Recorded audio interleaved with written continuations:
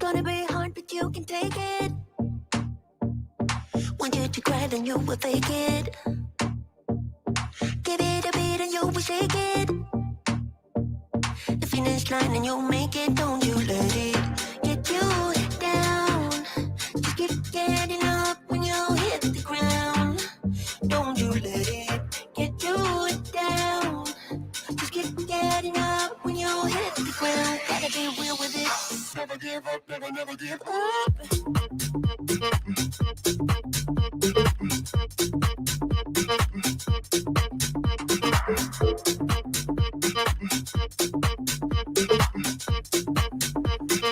Never give up, never, never.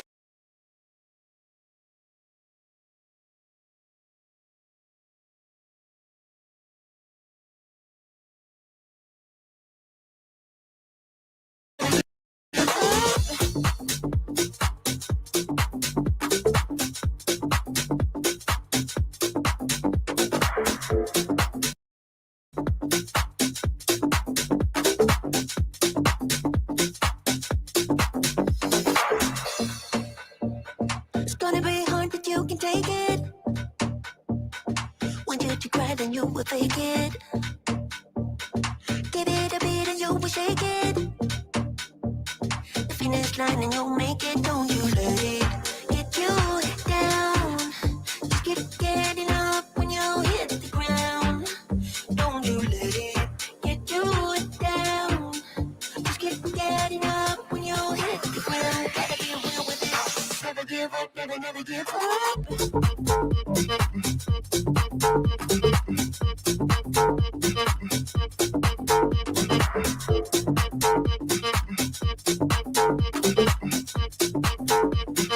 Never give up, never, never give up.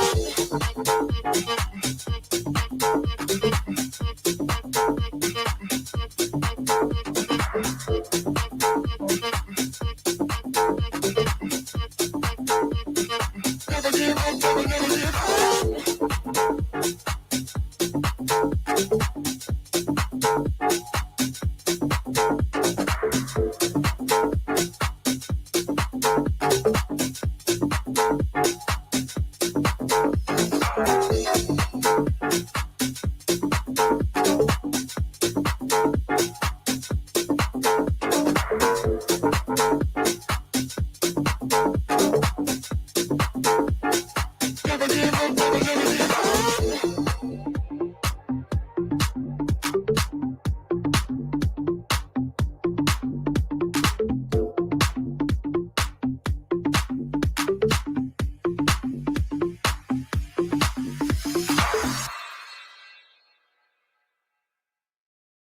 Arabic like man's housewife, I wouldn't work out.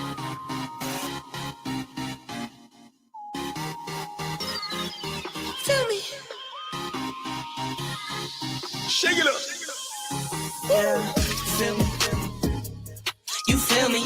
No cash on me. Swipe for a million. Yeah, feel me?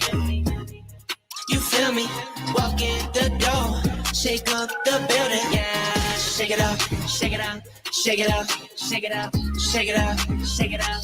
Ooh, yeah, shake it up, shake it up, shake it up, shake it up, shake it up, shake it up. Don't care, cash got cars. No lean on my cars. Car hard on my heart. Tattoo on my scars. Tattoo my new scars. My life has been hard. See me in the light. I was in the dark. I wake up, I send it. I wake up, I spend it. I drive Chevy, no Benzes. See me sliding, I tenant. My house, yeah, I own that. Your house, yeah, it's rented. Started where the flow at. Now I top the building, yeah. Feel me? You feel me? No cash on me. Swipe for a million. Yeah, feel me?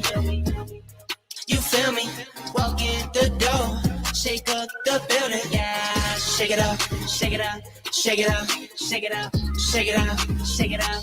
Ooh, yeah, shake it up, shake it up, shake it up, shake it up, shake it up, shake it up. On trips, I never trip. No. Shoulder gotta chill. Yeah. My best friend, my chick. My best friend gon' whip. My best friend, she pull up with a stick. My best friend, she pull up, then she skirt off and we dip. Feel me? You feel me? No cash on me.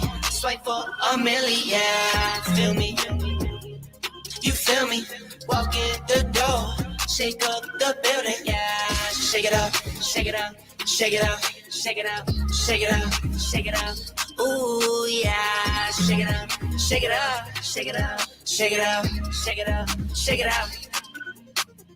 Get a life. Disgusting.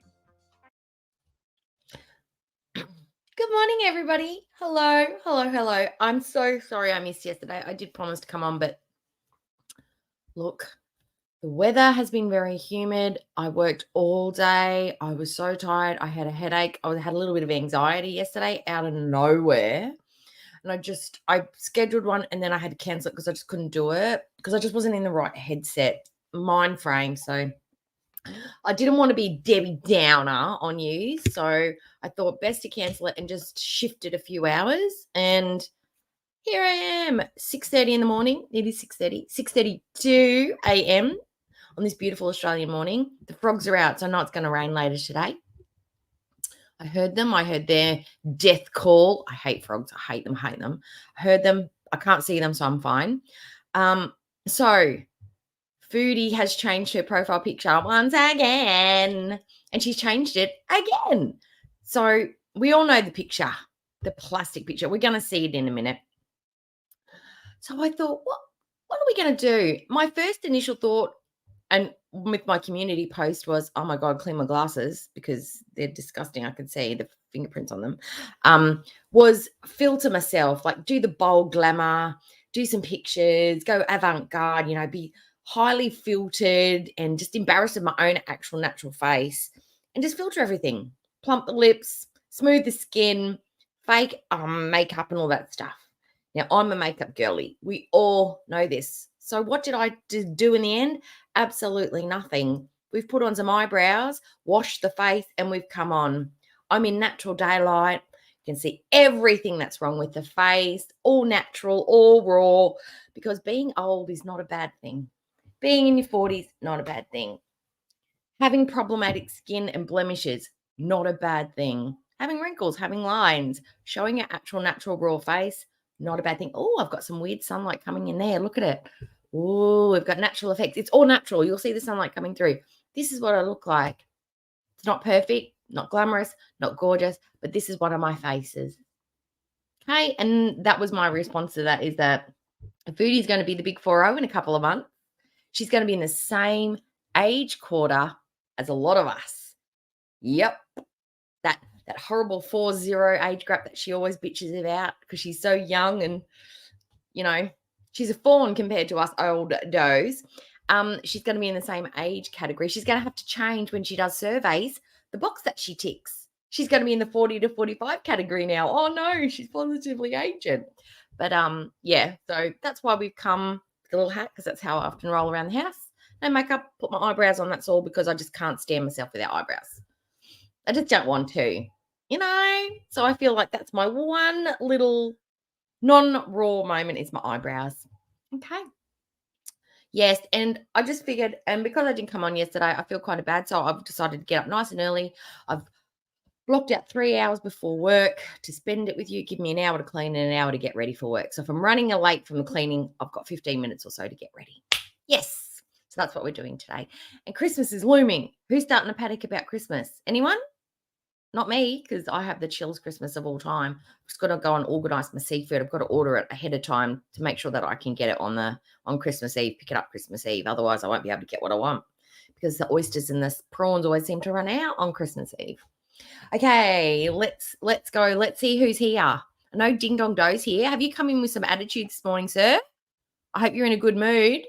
Okay, Ghost is first. Merry mate. Look at you, number one.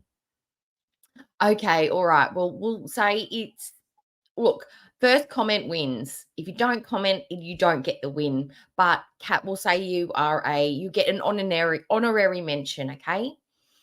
Hi, Tangled. We have Sunshine Country Chickens. How are your babies? Are they doing well? I hope so.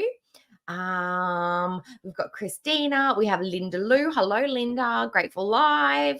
Omi, Camby. Hi, Camby. Christina. Meh, Bernard. Yes, I think Antonis or Joe Hickey gave you a free membership. And if we could all just take a minute, like 30 seconds, 10 seconds, or put a little message in the chat, just in case Joe Hickey's watching. She is recovering from surgery. She's had her operation. She's a bit beat up at the minute, so if we could just give her some well wishes and hope for her a speedy recovery and nice easy healing, no complications. We just take a minute just to put a little heart or something in the messages. That'd be nice, and hopefully she might show up, but it's pretty early in the morning. She might be sleeping. Okay. Panda Pondu, hello. Damn Kate, Cara Olsen. Yay, I know. I think this time slot's good for some, so I'm going to try and make it this time slot and somebody else. And my member streams as well can be around this time, but I'm going to do it like, look, I'm going to try and be fair to everyone, okay? It's like I'm in a divorced household. I've got to live in two homes, one house and another house, just to keep everybody happy, okay? Okay. Who made a Pondu mad? I didn't make anybody mad. Okay, who else have I got? Blondie, congratulations, Blondie. I see that you reached 500 subs. Look at you go. Woo, woo. Congrats. D-Land, hello. Hi, Rudy. Hello. I hope all of my tags on my videos are correct, because Rudy is my grammar checker and my fact checker. If I've got the date something wrong or I've forgotten a detail on it, he reminds me, and it's very helpful because it makes it easier to find everything. And I got a number wrong, and I was like, "What's wrong with it? It's fine." And then I went back and checked. I'm like, I miscounted, and Rudy picked up on it. Amazing. Okay, fantastic. I think I've got everybody. Look, Allegra, I missed you. Almost missed you, Allegra. Hi, Allegra. Lucas, hello. And Goose Shark. Oh, you're out to the barn? Well, I don't want to interrupt barn time, because barn time is farm time. Okay. Yes, congratulations. Okay, so what are we watching today? Of course, we're going to be watching the old stuff. I don't think she's got any new stuff, because I checked this morning and there was nothing there. And Ambi hasn't dropped anything as far as I can tell. I'm just going to do another quick check. It's going to check that. And I'm surprised she's not raging on the community tabs, because I know why she's not raging, because she's on the edibles and she's eating basically whatever she wants at the minute. She's driving around. She's hooting around town in the Kia. She's doing what she wants. Nobody cares about. Okay, problem solved. So I'm back. Yeah, nobody cares about Salah's stuff. How about Salah posts his own links on his own channel? Oh God, it's so gross. She's got the profile in the new profile picture. See if I can bring it up. Let me see. The new profile picture. I don't know if you guys have all seen it. Okay. She's changed it to this one. Okay. Oh, I can't make that any bigger. Well, can I? Can I? Nah. Can't make it any bigger. That's it. So she's changed it to this one in the car the other day, because this is a fairer representation of her, of how she looks. Because the one previous to this was the plastic fantastic. Now, don't hate me, but I actually kind of like her hoodie. I don't like the beigeness of it. If it was hot pink or an emerald or a electric blue, or even like a black with a grey or something, or black with the tan, I'd love it. I love the stripes and I like the cheetah print on it, but I don't like the beige, but I like the design of it. That's definitely a hoodie I would wear. She's changed it from that to this. And then she had the one before this, which was the really green eyes. She looked very like Irish, standing on the moors. And then she changed it to the plastic fantastic, which was absolutely didn't even look like her. And then she's moved it to this, which is still highly filtered. But at least you can look at that picture and go, yep, that's Foodie Beauty. Like, why can't she stand her own face? I mean, I know why, but why? Why? Just, if you love everything about yourself, just accept that that's how your face is. That is what your face looks like, and just love it as it is. Just because there's filters doesn't mean you have to use them. She's looking for her next victim. Oh, no, she's happy with the victim that she's got. She's still got a lot of damage she can do to Salah. She hasn't quite broken his spirit yet. He probably doesn't quite weep into his pillow. He's still got hope. She hasn't broken him down yet. He hasn't gained a whole bunch of weight, just a little bit of weight. He's still got most of his hair. His shirts look relatively clean. Like, she's still got some work to do with Salah. He's still got a slight sign of, he's got a flame of hope brewing in that one. And we have to quash any kind of spirit that he has. She's got work to do. And she's got to do it remotely now. She's got to do work from home. So she's got to, for someone who doesn't like schedules and doesn't like a routine or anything like that, she's got to work cut out for her, because she's got, I don't know. I just have little images. I just have images of Salah just like skipping through the house, doing little ballerina twirls in the air, dancing with Julia, literally just sitting there on the lounge, gut out, shirt up, nuggies on the belly, dipping it in the sauces, all his friends coming over, high-fiving, doing 16-hour gaming like sessions, just having the time of his life now that mum's gone out of town, pizza boxes everywhere, just living it up, If he could throw a kegger, I'm sure he would. But he's probably just picking out and sitting on his bum playing games all day, as you do when you're a teenage boy. Okay. Oh, don't. I don't know what that means. Yes, pizza vacation's only 50%. Got smelly food? No, I've got coffee. I made myself a ripper of a coffee this morning. I bought these. I've got you've seen my aqua ones, and then I bought the red ones for Christmas, and I had not been using them because they don't have lids, but I love them. I love how big these guys are. They're like the giant tumblers you can get for like your cookouts and stuff, but they're plastic ones. They're reusable ones. I bought these specific. I've got a double. These are all Meccano and Nescafe. I made a mix. I made a concoction, a witch's brew, if you may. No offense, Ghost. Okay. Double shot latte coffee, a Tim Tam Moccona coffee. It's got 4 shots in here. Yes, it's going to last me a long time. Okay. And I'm just waking up. And then I've got a vanilla latte one in here. I've got a Nescafe Moccona collab going on in here with some water and then some heavy cream just on top and lots and lots of ice cubes. Couple of equals just to sweeten it up a little bit because of the double shot. I've mixed it all through, and it's coffee is coffeeing. It's fantastic, and it's even nicer when it's from a silver straw because it's nice and cold. Tastes amazing. So we're going to be watching the carb weight loss surgery thing. I've done a little bit of research on if the Canada thing doesn't work out for the weight loss surgery, and I have got some thoughts on her whole situation.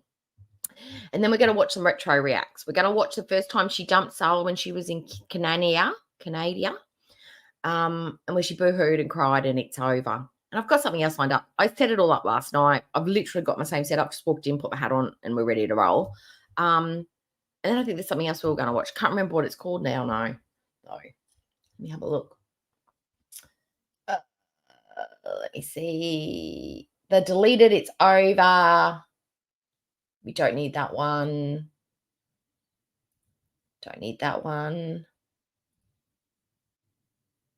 Oh, yep, this one.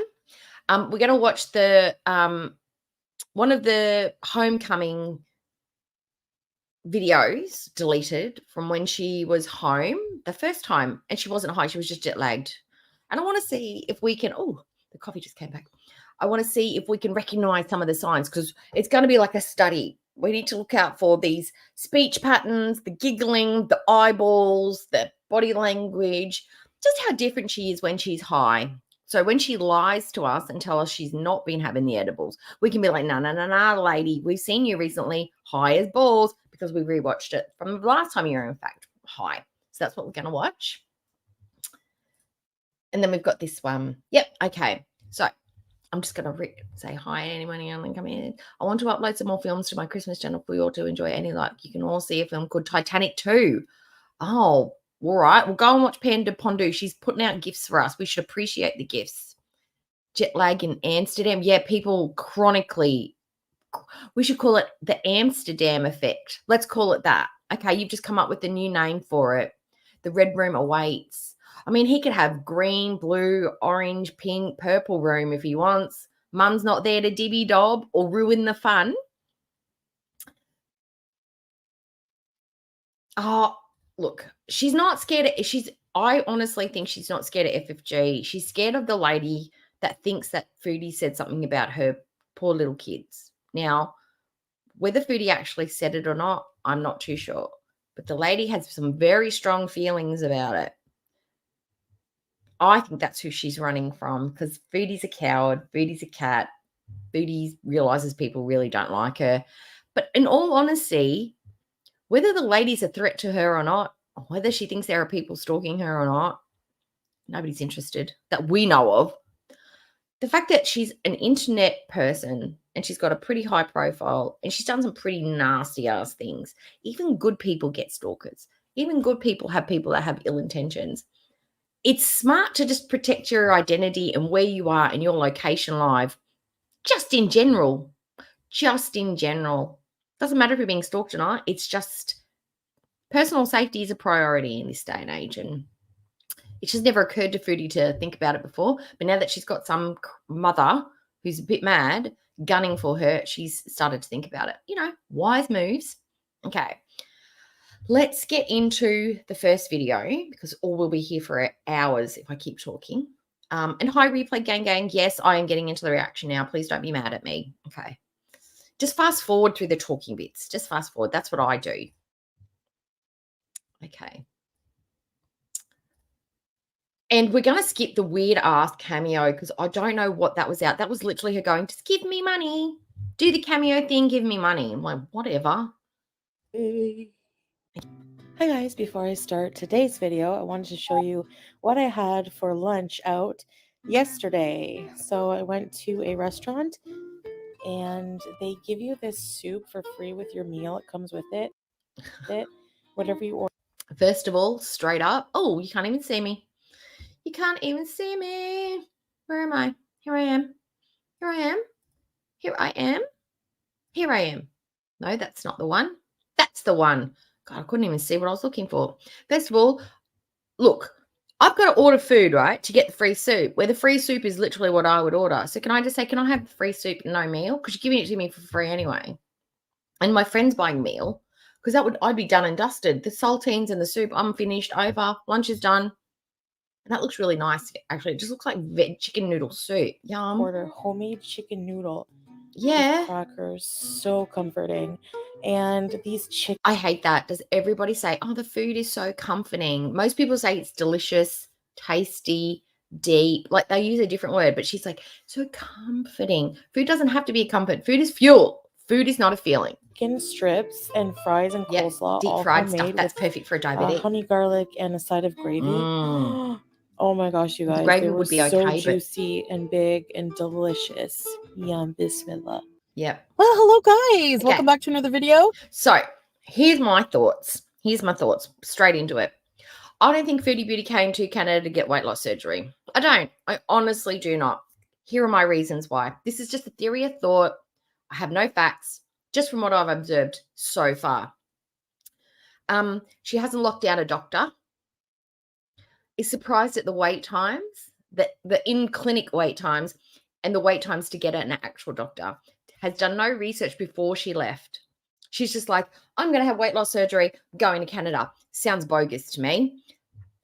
She hasn't locked down a physician. She doesn't have a real plan. She's just discovering all this stuff now. You would think before she moved herself halfway back to Canada, halfway around the world, away from her husband, she would have had more information in her back pocket and she would have been locked down with a doctor.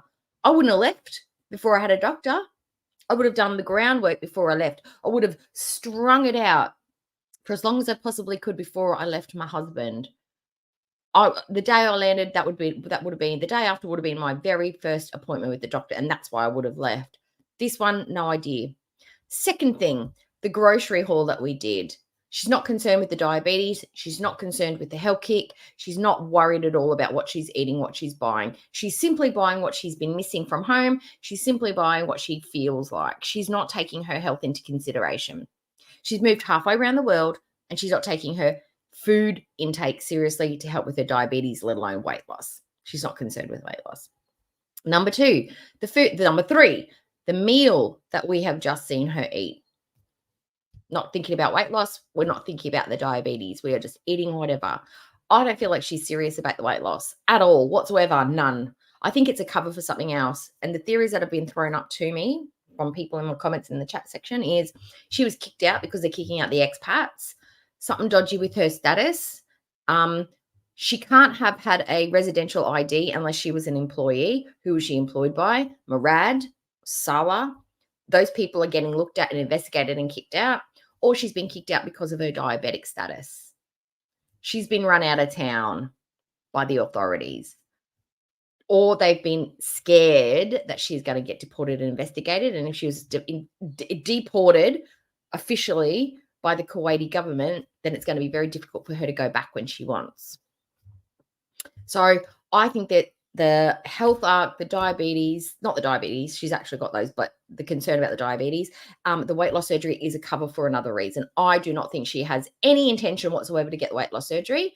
I was going to do a whole thing about my journey and blah, blah, blah, blah, blah, but it's pointless. She's going to be over this weight loss journey thing well before Amber did. At least Amber got the 12 sessions of surgeries. Foodie won't even get that far. This will be over and I'm going to give it 2 weeks of weight loss surgery. She's just going to do it herself. I'm going to be eating healthy. I'm going to exercise.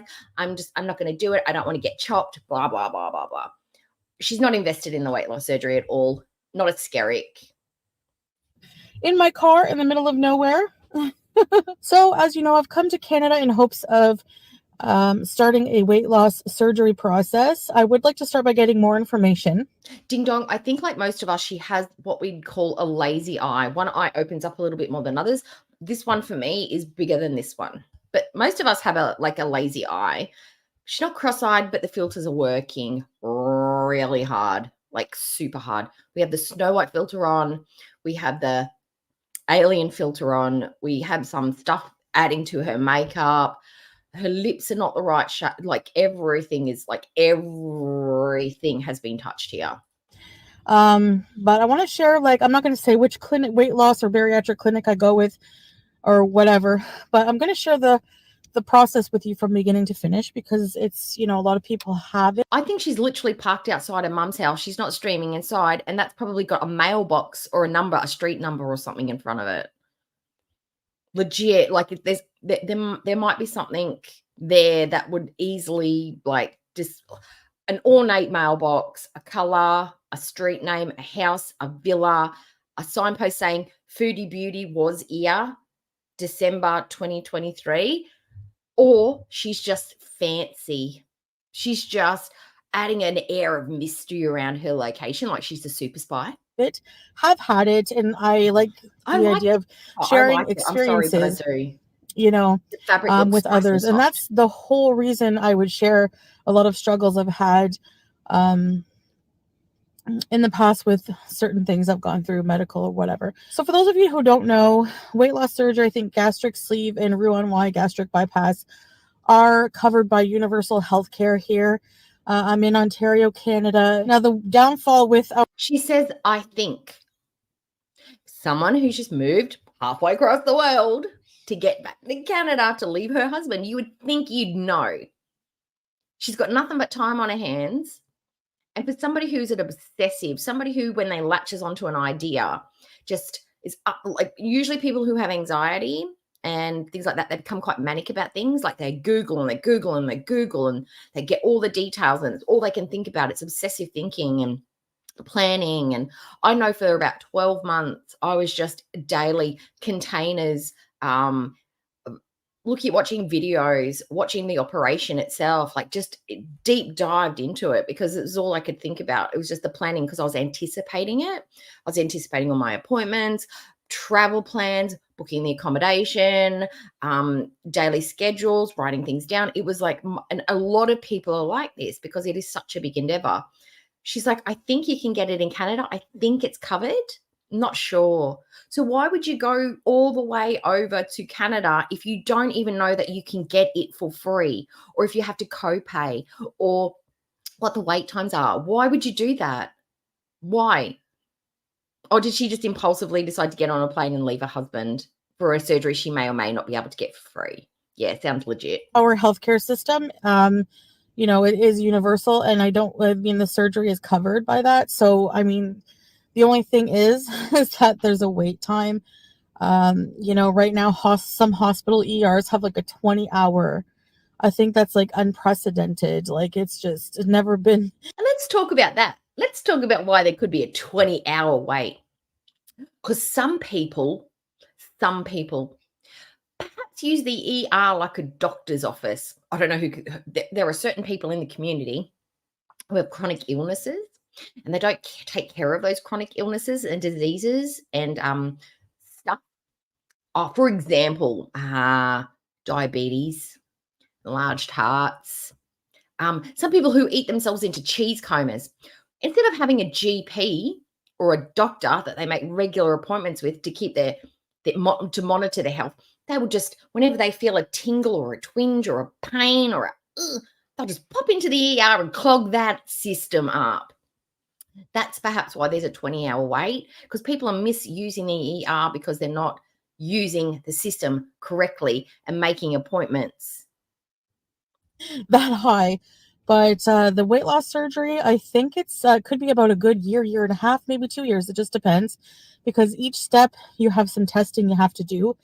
And I don't know, I might be able to skip the sleep study one because I have sleep apnea and I've been having it treated with the CPAP. But she's not been having it treated. She's bought a machine and she uses it. She occasionally changes the mask. Being treated would be that you'd be seeing a doctor and they'd be monitoring you to make sure that it's working effectively, nothing's changed, you're not worse, are you better? That's not being treated at all. And you didn't even, half the time when you were with Koki, you weren't even using the CPAP. I would say that her lungs are going to be a massive issue, whether she's going to be able to have an elective surgery or not. By the way, that CPAP should have its own passport, because at this point, I'm spitting. This point, it's been to more countries than most of my haters. Anyway, so I just wanted to... And I think there's a lot of places, like I know for my doctor's surgery, and this is just from my perspective, and I found this really good. There was and they probably used it. If we're using it, other countries are using it. So I'm assuming it would probably be a system that's universal. We would log in to the doctors. We would physically walk in with our little masks, and they still do it to this day. Log into the mask, and then you would walk in and they would take your name and they'd say, do you want to see a specific doctor or do you want to see the next possible? And you'd be like, next possible, whatever. And they'd be like, rightio. And I'd be like, look, ma'am, is it okay if I go and sit out in my car? Because I can charge my phone and listen to stuff and sit in a comfortable seat, lie back if I need to. And you text me or call me when it's my turn. They're like, yeah, no problems. So you could go and sit out your car. That way you're not around people, you're comfy. And I'd maybe sit in there for maybe an hour or two, and then they'd text me and I'd walk back inside and I'd go and see the doctor. Now we have a system where you don't even go up to the counter anymore. We have an app where we log in on the app. We tell them we're there. We want to, who's there, who we're going to see, what we're there for, and then they'll tell us to wait in the queue, and then they tell us to go to room blah, blah, blah. The doctor will be there in 5 minutes, and then we'd go in and see the doctor. So you could be there for an hour and a half. You've got some time from when they text you. So you can walk across the road, go to the park. You can sit in your car. You can, the wait time. I don't know if they have a system like that here. It's kind of like when you book a meal at a restaurant. They'll send you a little buzzer and the buzzer goes off and you go and get your food. Like, it's not like you just have to sit there. There's a lot of systems in place now for COVID to keep people separated and more comfortable.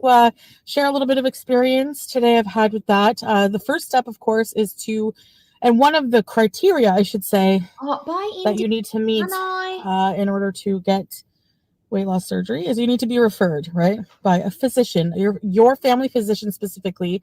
They request who will be following you throughout this journey. You know, you need a physician to monitor things on whatever medical stuff. But I don't have one. Mine that I had moved to another country. I don't even know where. Now, I would be thinking that all she needs to do is literally go to a GP, doctor, that we call them GPs here, and general practitioners. I'm assuming you maybe call them that too. And she could rock up and say, look, I'm interested in weight loss surgery. They'd have a little bit of a chitty chat. Why? How long? What have you done? What have you done to prep? What are your problems? Let me look at your file. And then they'd be like, all right, I'm going to send you a referral. Have you got anyone in mind? She'd give them the number of the clinic or the public system, and then they could refer her on. And then all she'd be needing to do is basically getting blood tests every now and again and just waiting it out. She just has to get that initial appointment with the doctor. Now, she doesn't want to wait 20 hours. No one would. That's insane. But even if she had to wait 3 weeks or 4 weeks or a month just to see a doctor, is that not worth the wait? And all she'd have to do is ring up, bring some evidence that she's like serious about it. And then she just needs to follow what they tell her to do. Go to the therapist, perhaps start paying for private therapy to get herself prepped, whatever she needs to do. But all she needs is that first initial appointment. So you telling me you can't get an appointment to see a doctor within a couple of weeks, even if that's a long wait? Like, there's just nobody seeing anybody ever in Canada. You can't just get an appointment at a doctor. What if your kid gets a cold? What if your kid gets sick? Do you just go to the ER? Is that what you do? I don't understand. She's just making it seem so much harder than it probably actually is. So, that's what I figured, Goose. Since then, I haven't had one. And the wait list for some places is 2 to 3 years. It's anyone from Canada will, at least in Ontario, you will. I Googled it too. And it's hard to get one. But I mean, if you've got an emergency appointment, I mean, it just seems implausible that you can't get any kind of, what if you get a cold? What if you get a chest infection? Do you go to the ER for a chest infection? Then there are no doctors seeing anybody without within 2 to 3 days. Can't you just ring a couple and say, look, if you have a cancellation, ring me and I'll be there? If you're serious about it, there are ways. You just got to be available. She's got the car. She can get wherever she needs to go, even if she has to go outside of her hometown. Go to a smaller town and see that doctor with less population. Like, you can figure it out. Know how hard it is to get a family physician. Sorry, my phone stand from my car broke. So that is a big struggle with Canadian health. And this just goes to look. I keep pausing because I'm just like about this topic. It's almost like she's enjoying how difficult this process is, because it means it's like, this is why I couldn't do it, guys. There's just too many challenges. It was so hard. Couldn't get appointments, couldn't get a doctor. The wait is so long. I'm getting discouraged. I don't know if it's worth it. Whereas if somebody who's really eager about it, is like, all I've got to do is get the first step. All I've got to do is get a referral. Like, that is literally it. That's all I've got to do. So basically, I'm just working. I'm calling every day. I'm ringing different clinics. I'm just going to push my way in and see if I can't get like a 15-minute slot to talk to a doctor. I'm going to make this happen. This is so important to me. I'm making this happen. But no, she's like, obstacle, obstacle, obstacle, obstacle, obstacle. Instead of like going, no, there are no obstacles. I'm making this happen. Easy. All I've got to do is see a doctor. I can make that happen. No problems. I mean, she can drive halfway across town to get weed, but she can't figure out how to get a doctor. Care. So what I need to do is first get referred. I know. So I'm going Isn't to that clinics. funny, Jamie? Middle of the day, probably not a smart idea, as I found out today. Different clinics, usually full, too long of a wait. Too long of a wait. Can't you just go out and sit in the Kia? Too long of a wait. And that is the longest scenario. 20 hours was an abnormal amount. That was on the extreme end. 3 or 4 hours or even 5 hours to see a doctor. Wouldn't it be worth it if it's for life-saving surgery? Isn't it worth it if it's for a referral? I mean, you sit on your ass for 5 or 6 hours a day anyway. How is it different? Just make sure your phone's charged. You've got a couple of snackety snacks in your bag. She'll be right. I don't even know if they can refer me. So I left some voicemails with some bariatric place. I don't know. I'm just making calls here right now. So I called a place and asked some questions, and they're going to get back to me. I need to know certain things. There's also the last clinic I just went to had a sign on the door, we're full for today. So basically I need to go. So you know what you do? You find out when the clinic is open. You find out what the opening time is, and you be there 20 minutes before they open. So even if you're not the first person in line, you might be the 5th, 6th, 7th, 8th, 9th, 10th person. So you at least know that you're going to be seen that day. You put in the effort to make something very important happen. You just don't sit passively by and just hope for the best. Very early. That's why you see people lining up at the door of clinics in the morning. That's probably the smart thing to do. And that's something I need to do as well. Ah. I'm going to keep trying. I am Lynn. Da, da, da. I think that's exactly what all this is about. She's done the year with Salah. She's put in a full year with Salah in Kuwait. They've lived together wholly and solely in Kuwait. So they've created the platform that he's not here. He's not here to get to Canada for papers. Are you kidding? We've lived together in Kuwait for a year. If we were trying to like smuggle him into the country falsely, surely we wouldn't have lived together in a whole nother country. I've had to come back to Canada for my health. Now I'm very sad without my husband. I really need him by my side as a support. Now I've cleaned up my finances. We've paid off the bankruptcies. He's got skills in gaming. Like he's a fancy big time gamer over in Kuwait. I need to bring him to Canada to share those skills with the Canadian gaming community. I need him by my side. What do I got to do to sponsor him here? And so she's come back to Canada. She's going to start doing some weight loss stuff because she thinks that's going to get the views, going to get the money rolling in. It's going to create controversies, blah, blah, blah, blah, blah, blah, blah. It's going to get some money going so she can put some aside, live cheap in her own tiny little room, and put the money aside so she can sponsor Salah to come over to Canada. That's what I think the plan is. I think this is all just to get Salah over to Canada within the next, 6 to 12 months. She's not devastated enough being away from Salah. She's not sad enough. She's not mad enough. She's not angry enough to be separated from him for this. We know, Foodie, she'd be thinking this is so unfair. Why is this got to be happening to me? I can't believe I have to leave Salah. She would have been fighting tooth and nail. She would have waited and waited and waited to the very last second before she had to leave Salah. She's not crying. She's not sad. She's not mad. It's because it's part of a bigger plan that she's comfortable with. Yeah. Tomorrow I think is weekend. So maybe Monday I will stand in line very quickly. Now the holidays are coming, so I don't know how far I'll get, but I'm going to try my best here. Also, I will be going live. Do not worry. I just don't know exactly when, but it will be soon. I'm not going to. When she gets mad and pissed off and wants to yell at everyone. So, anyway, I guess I'm just going to have to wait to get referred. I'll share updates with you guys when I have more information,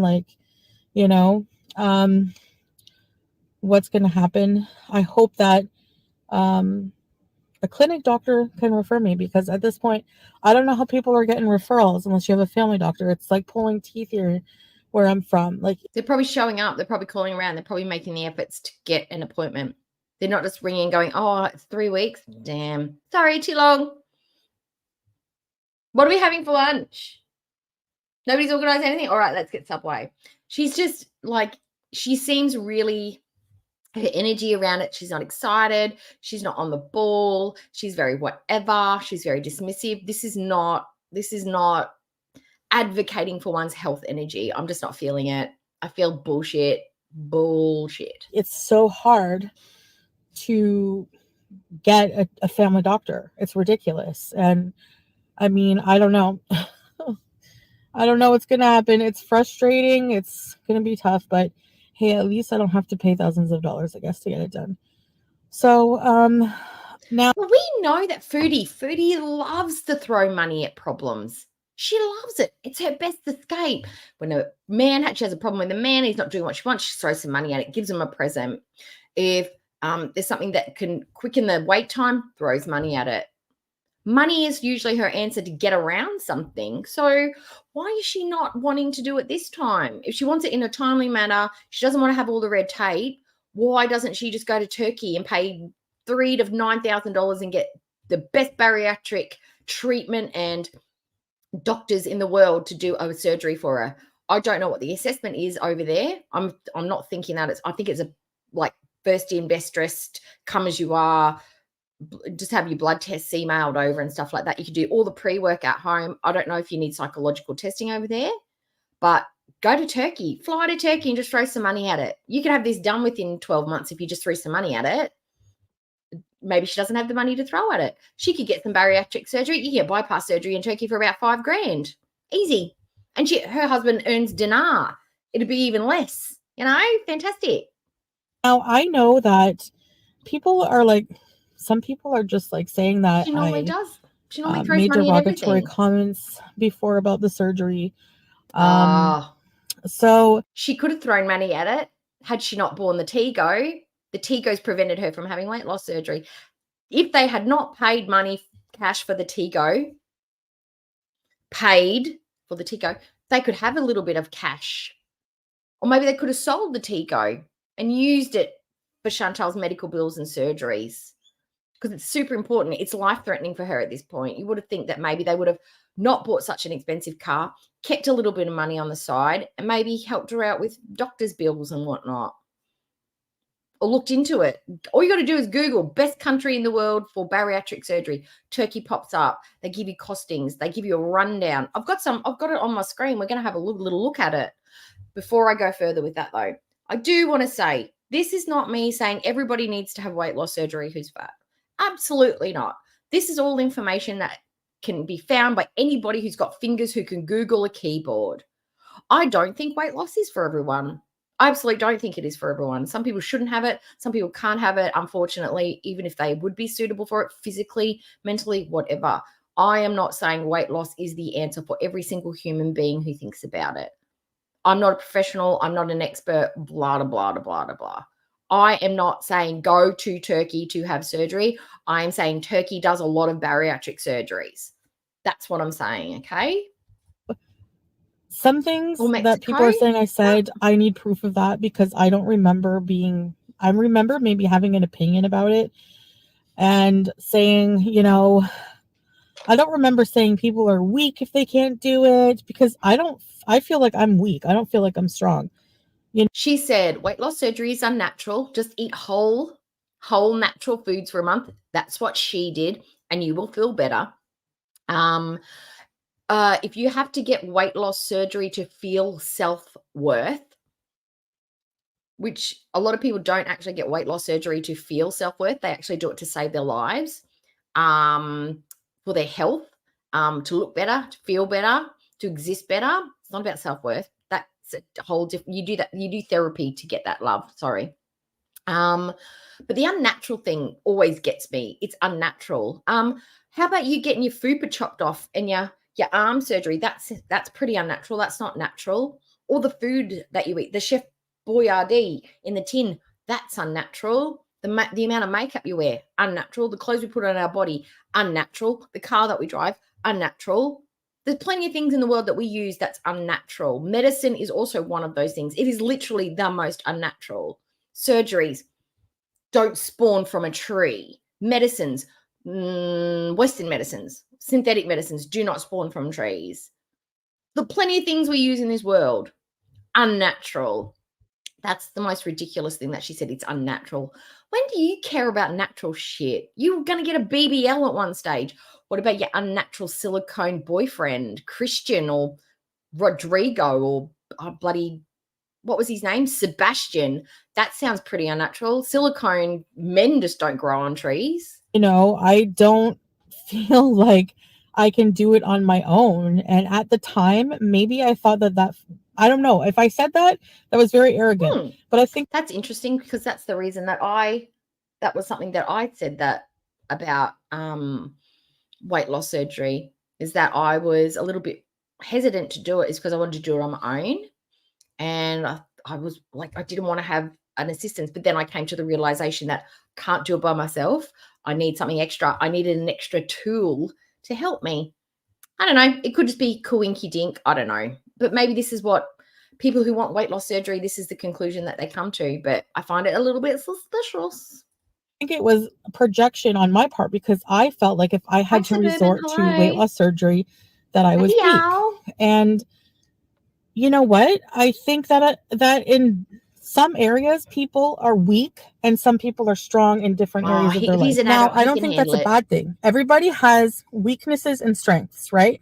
So my weakness is that I cannot control myself around food. I have not been able to successfully so far. I think Interesting that she thinks that's her weakness. It's the lack of self-control around food. I'd say that it's not even a weakness. Her mental health and her emotional immaturity and her lack of impulse control has a lot to do with her EDs. But the fact that she thinks it's literally she just can't control herself around food is the only she doesn't think it's the only weakness, but she thinks that's the reason why her health is the way that it is very interesting. I find that interesting. It's just I just don't have control around food. Well, there's a lot more going on than that, sweetheart. You should use that language. I have not been able to, instead of I can't. I have not been able to so far control my addiction to food and my binge eating disorder. And I just think that, therapy. People feel bad on themselves about that if they don't have willpower. I think that it has nothing. Well, that's what you rely on. That's what you've been trying to use. The water fast, willpower, the meal kits, willpower. This is the technique that you're relying on. Your intermittent fasting, your 1 meal a day, your OMAD. That's all relying on willpower to make it work. All of those things have failed because you simply do not have willpower. And that's fine. A lot of people don't have willpower. I still don't have willpower around pizza. Pizza and I are in a constant emotional battle. Why does it taste so good? Why is it the perfect food for my palate and my brain? I don't know. It just is. Willpower is something you have to practice. And willpower cannot be dependable. Some days it's there and some days it's not. But when you have no emotional fortitude whatsoever, willpower is just non-existent. It's a force field you just do not have. Therapy would help you with that. It would help you understand yourself a little bit better. Nothing to do with willpower in a way. Like it's a disease. It's a psychological. Yeah, it's so hard, It's so hard. No, Jamie, I looked it up. I think it's actually lower than that. I think your BMI's got to be around 35 or something. Let me have a look at the page. It is. Oh, where is it? It's this one here, I think. Let me have a look. Oh, sorry about the squinting, guys.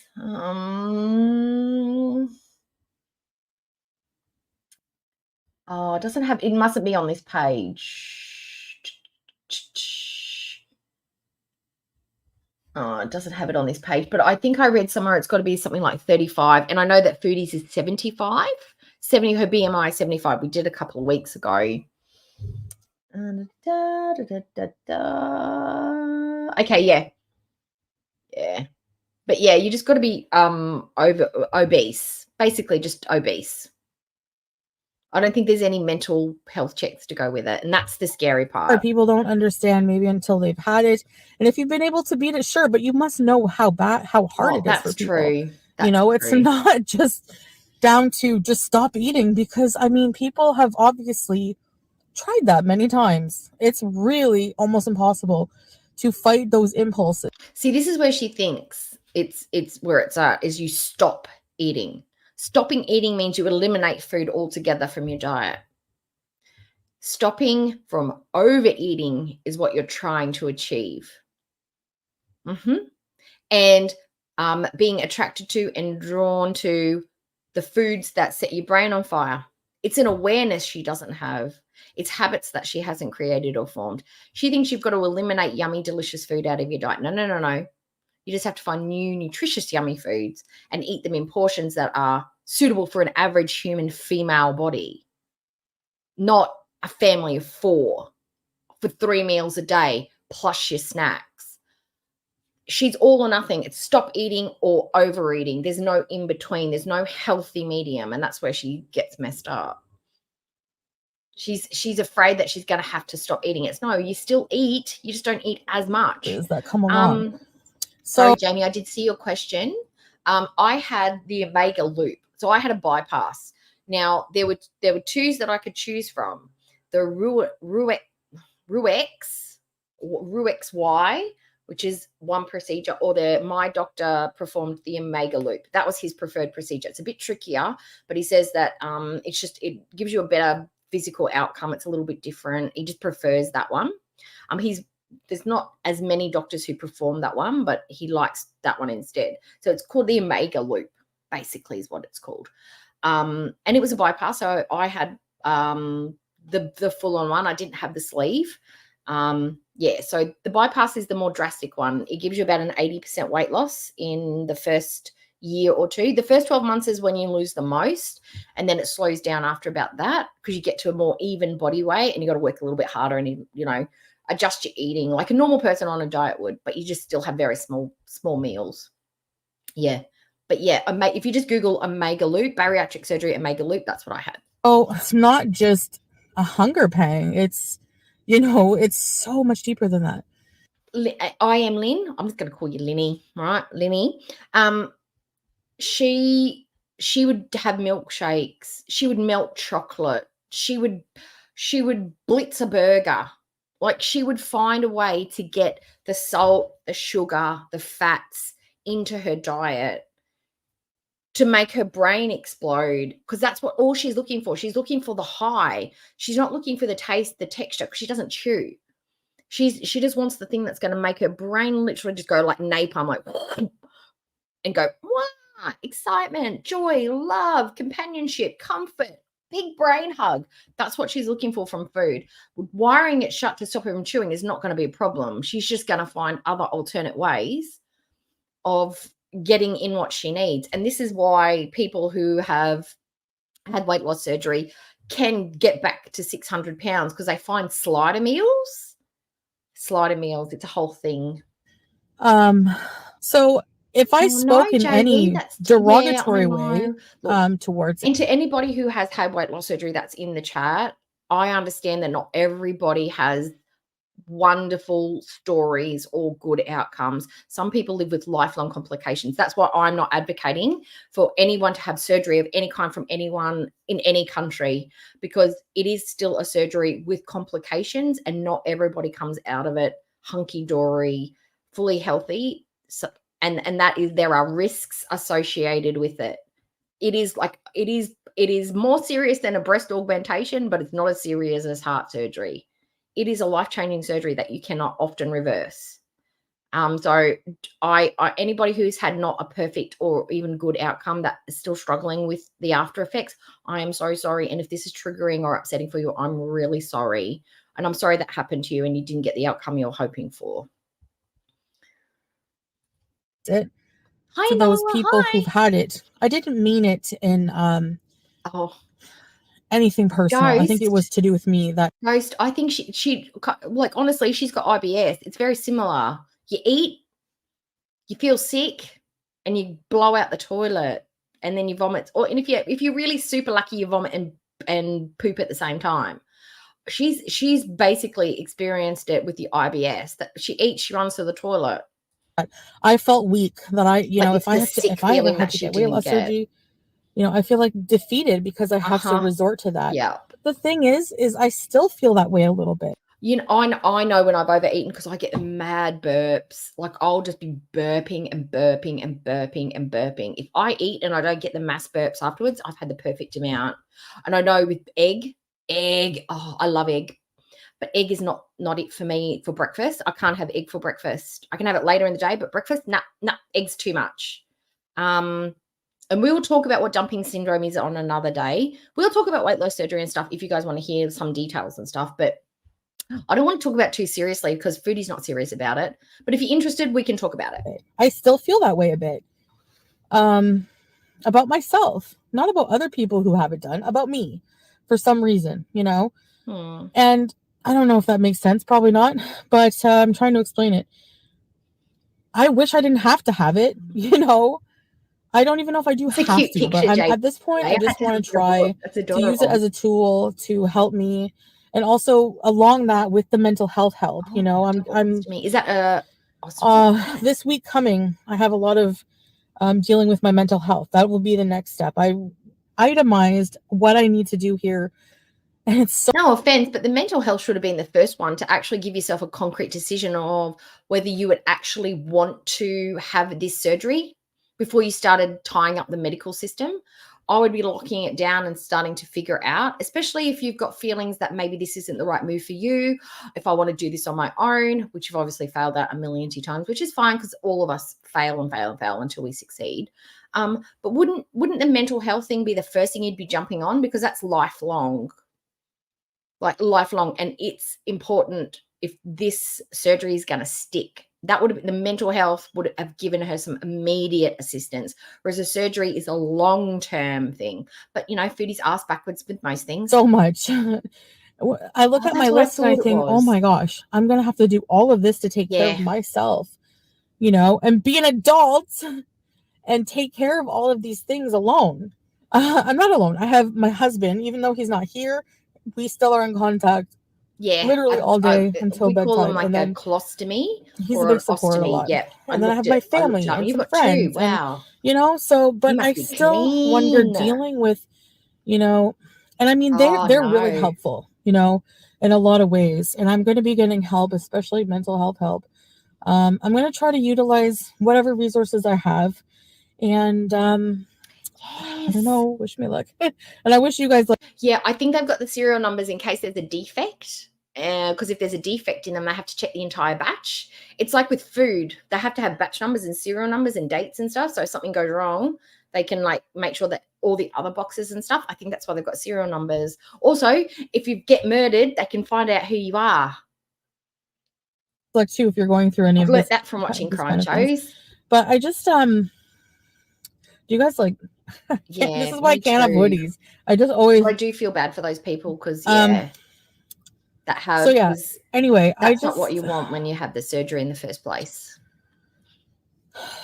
I'll be excited when I have a referral in. Then I don't mind waiting. Honestly, the hardest part is getting a referral, I find. See, different. Well, I haven't made it far. I'm sure the surgery is tough. That's why I'm not advocating for it. Do lots of research. I hope that I can do it in a timely manner. Like maybe a year, not more than a year and a half. Oh, yes. We'll see. I'll try to go to all the appointments. No, see, this is it. I'll try to go to all the appointments. No. It's like, and I'm definitely going to be going to all the appointments. I'm going to do all my follow-ups. I'm going to be compliant with whatever my doctor requires from me because this is important. And I'm gung-ho and I'm all about it.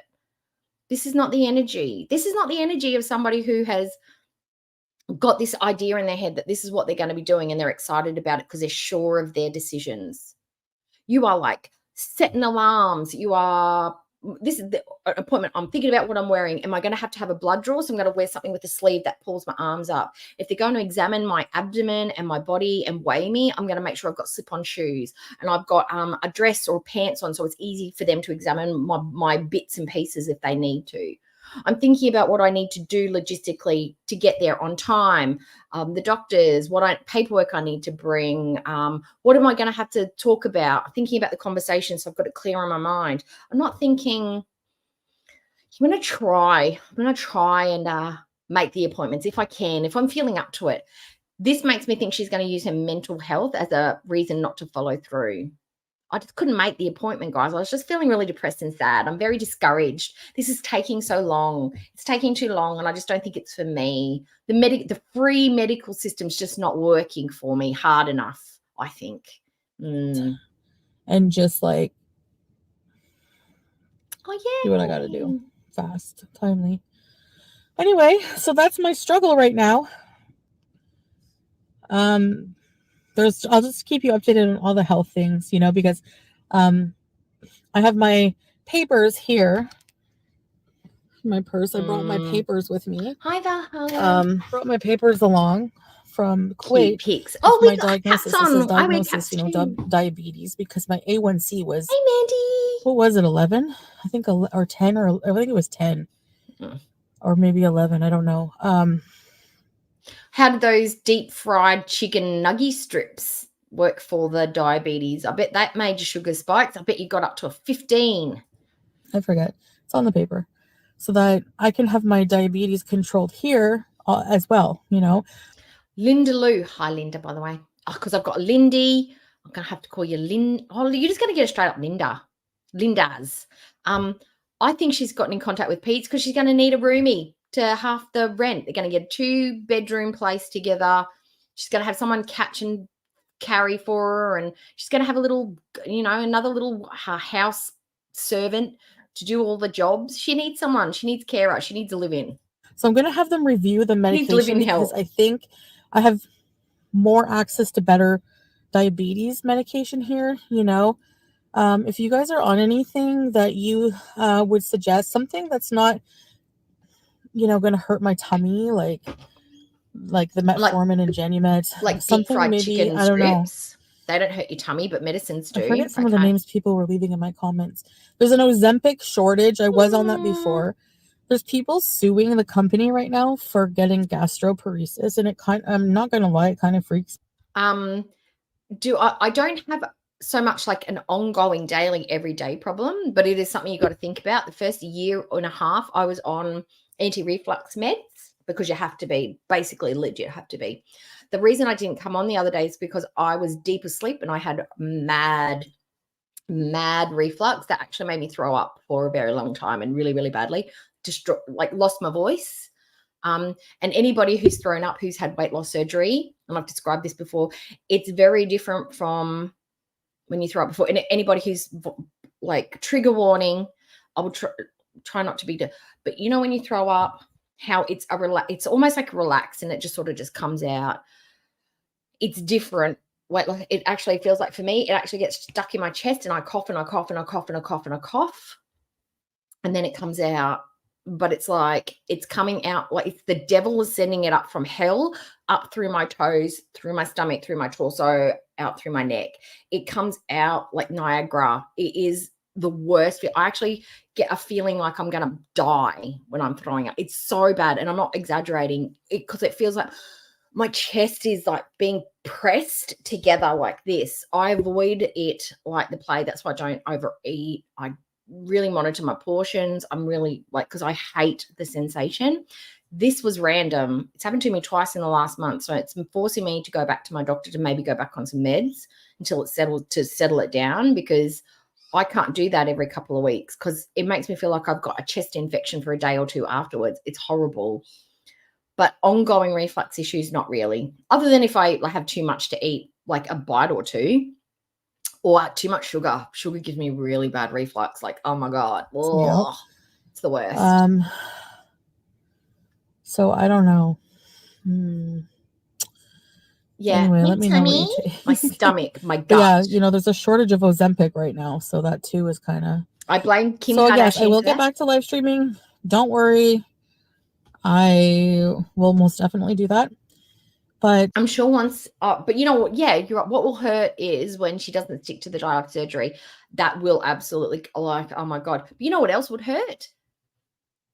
When she has to have a foot amputated, or below the knee, or an entire lower part of her limbs, when she gets really bad necrosis from the diabetes, or she gets an ulcer that just will not heal, and she gets really bad gangrene or something in it because she's filthy. That's also going to hurt. When she loses her eyesight from the diabetes, that's also going to hurt. When she gets like a skin infection that won't heal, that's also going to hurt. Plenty of things other than the medicines that she's going to take, a little bit of discomfort for all the benefits of that medicine. And she could probably even get some anti-nausea medicine to fight that. She just loves to whinge and whine and only see obstacles. She doesn't see the bigger picture. She just sees that.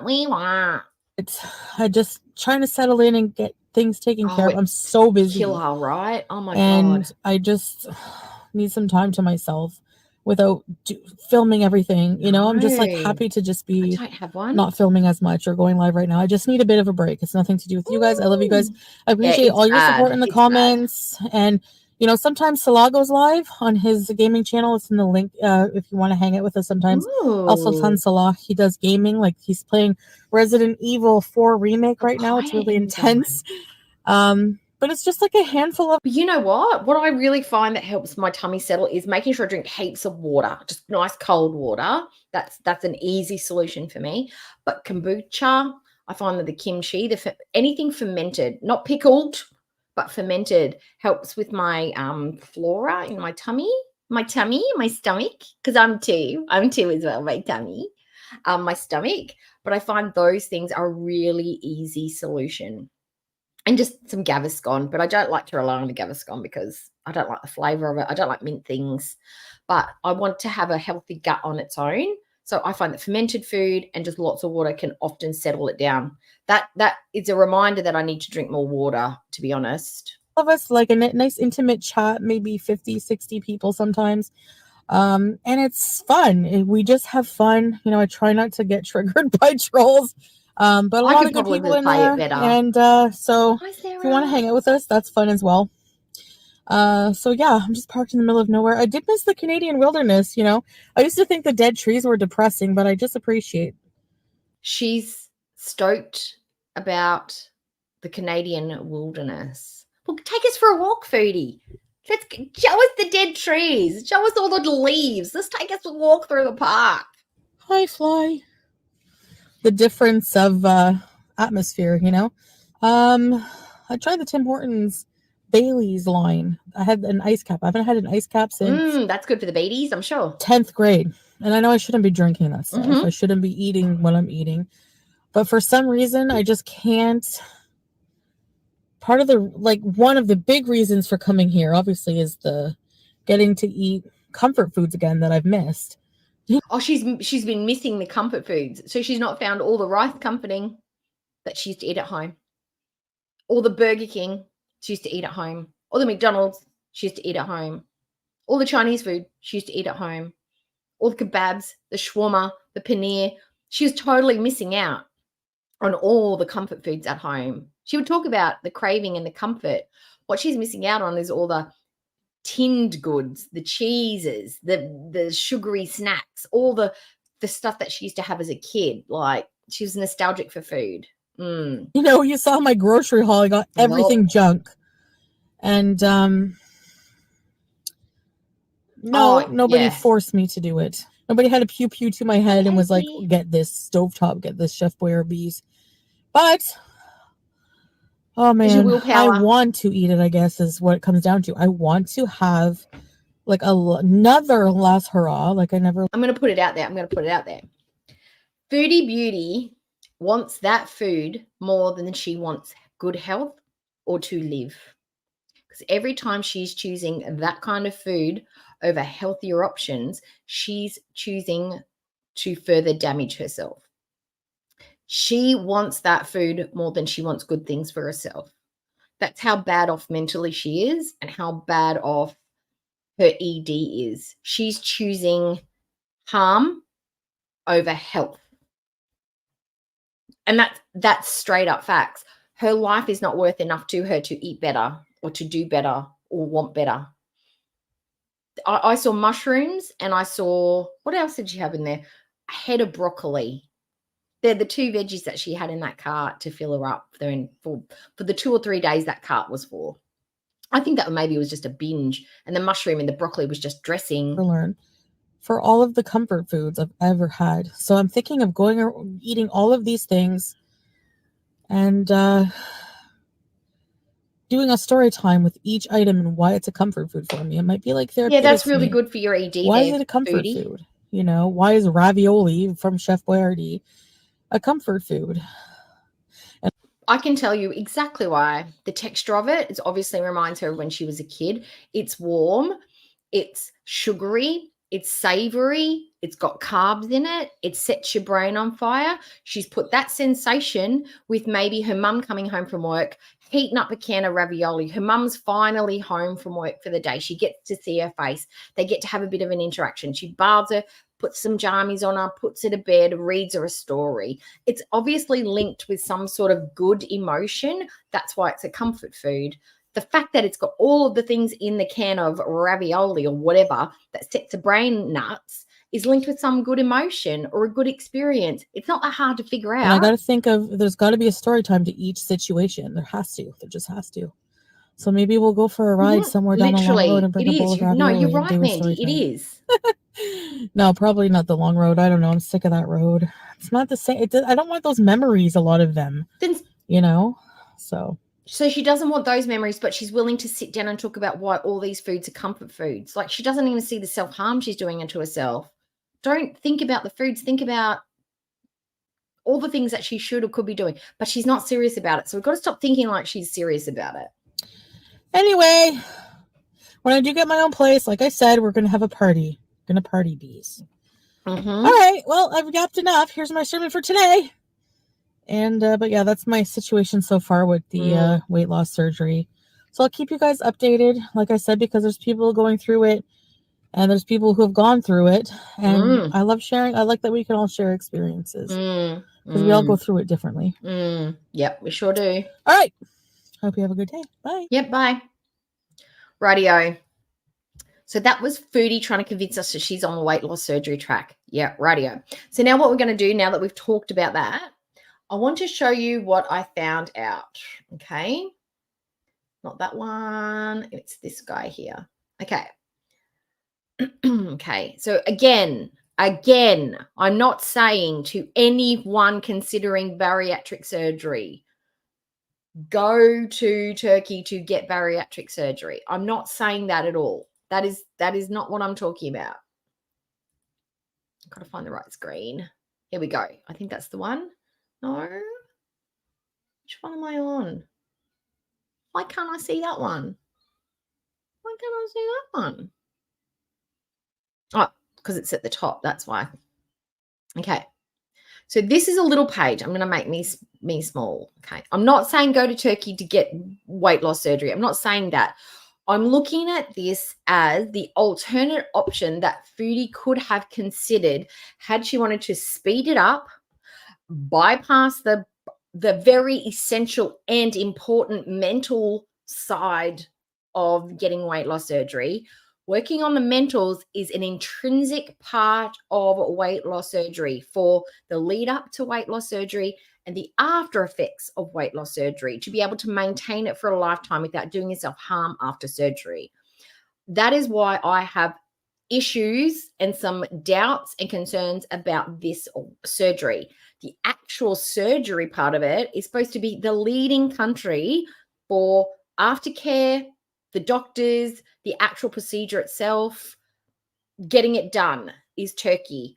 How you go about getting it in Turkey, I personally myself have concerns about. So do not do this if you are considering weight loss surgery. Only ever go through a doctor that you have had a massive consultation and after much, much, much, much thought.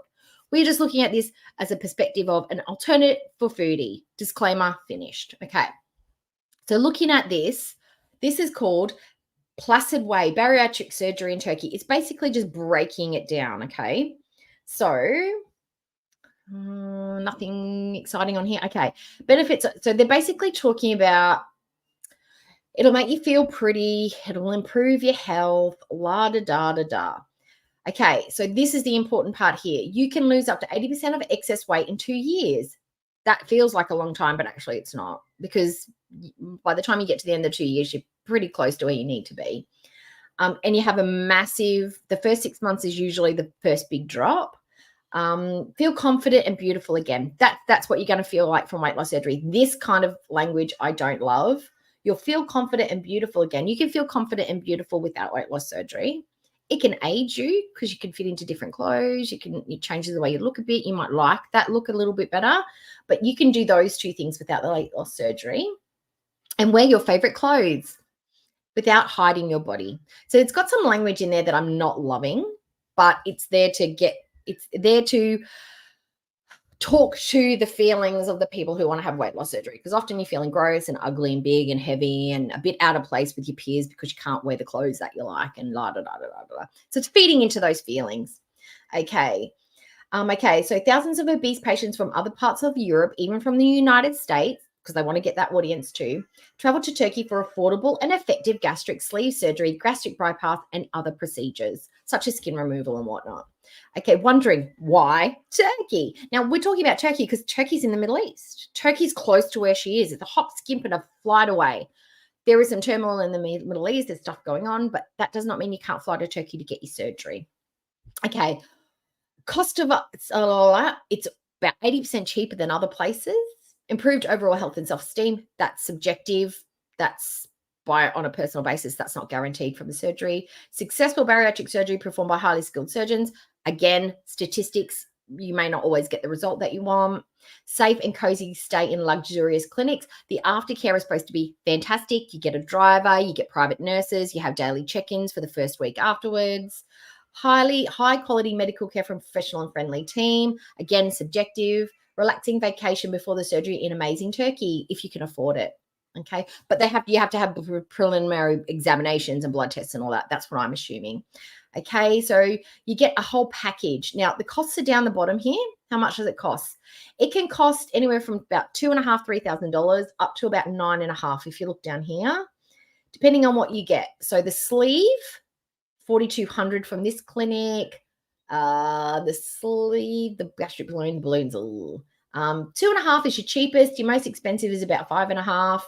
And then they've compared them to America, quite expensive, right? And UK is even quite cheap, but you've got to get to it. The cost of living and everything there's a lot more expensive.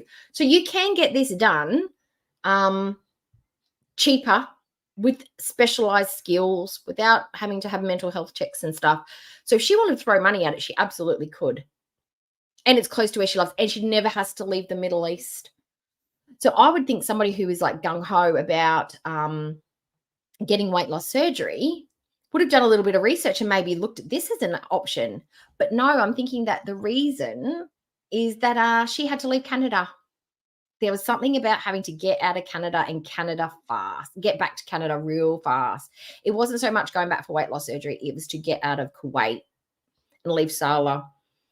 And she's not upset that she's had to leave him for this reason. I would be pissed off that I'd let myself get to this stage, that my diabetes was so bad, that my health was so bad, that it's forced me away from my husband because I could not control myself. I couldn't sort this shit out on my own. She doesn't seem mad enough for it to be true, to be torn away from her husband, who is just probably dying. Like he's probably just, just missing her touch, getting hugs, kisses, missing her food. Like, oh God, he'd just be so forlorn, right? Forlorn without his baby. Okay, get rid of that one. Okay, and there's even a sheet, like I could put in an application form if I wanted to. I could put in an inquiry, email address, phone number, my message to ask about bariatric surgery. I might actually do that, because it's just an email. It's not like I'm tying up doctors, and just put in my scenario and just sort of see what they come back with, what my requirements would be for mental health. Let's do that. I'm going to do that later today. Yep. I'll do that. But now what we're going to do is, and guys, if you want to, and the other people in the chat can, hi Drama Llama, hello, and hi Need Some Z's, and no pudgy cheek to pinch. I bet he's missing those cheeks most of all, the cheeks on her face, not the cheeks on her back. There's a few of us in here that have all had very different experiences from weight loss surgery. There's a couple of us in here. I've got my experiences. They have theirs. Some are good, some are bad, some are in between. If you have questions specific to our experiences, because we can't talk for everybody who's had weight loss surgery, if you'd like to put a comment or a question in the comment section for afterwards, if there's something you would like us to answer that we can put a bit more thought into it than just here, and a couple of us answer that question from our own perspectives, please do. Or if you have more in-depth questions for me personally, you can always go to doeeyedcookie@gmail.com. That's my email address. If there's something you don't want to put in the chat, or a question that you have, a private question or something a bit more personal, you can email me. I'll answer it as honestly as I can if I'm comfortable to do so. But if that's what a conversation you want to have, I'm totally fine to talk to you about it.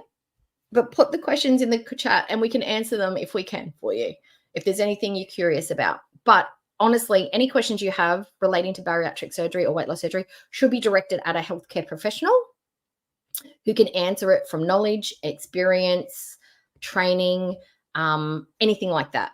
I honestly believe that if you are considering it for yourself or for a family member, or you just want to know more, get medical advice, medical websites from your own country, because everywhere's different. And just, if you're curious, look for actual advice from an expert. Don't listen to Doe, because Doe can only talk from my own personal experience in Australia. Disclaimer. I don't want to come across like I'm saying, do it. It's the best thing ever, because I'm absolutely not doing that. As we've seen in the chat, we have all got different experiences. Our bodies respond and react differently. Okay. All right. So now I would love to watch. I want to rub it in a little bit. When Foodie left Canada the first time, And this, I feel like we're going to have some of these. I really, really, really, really. Oh, what's this?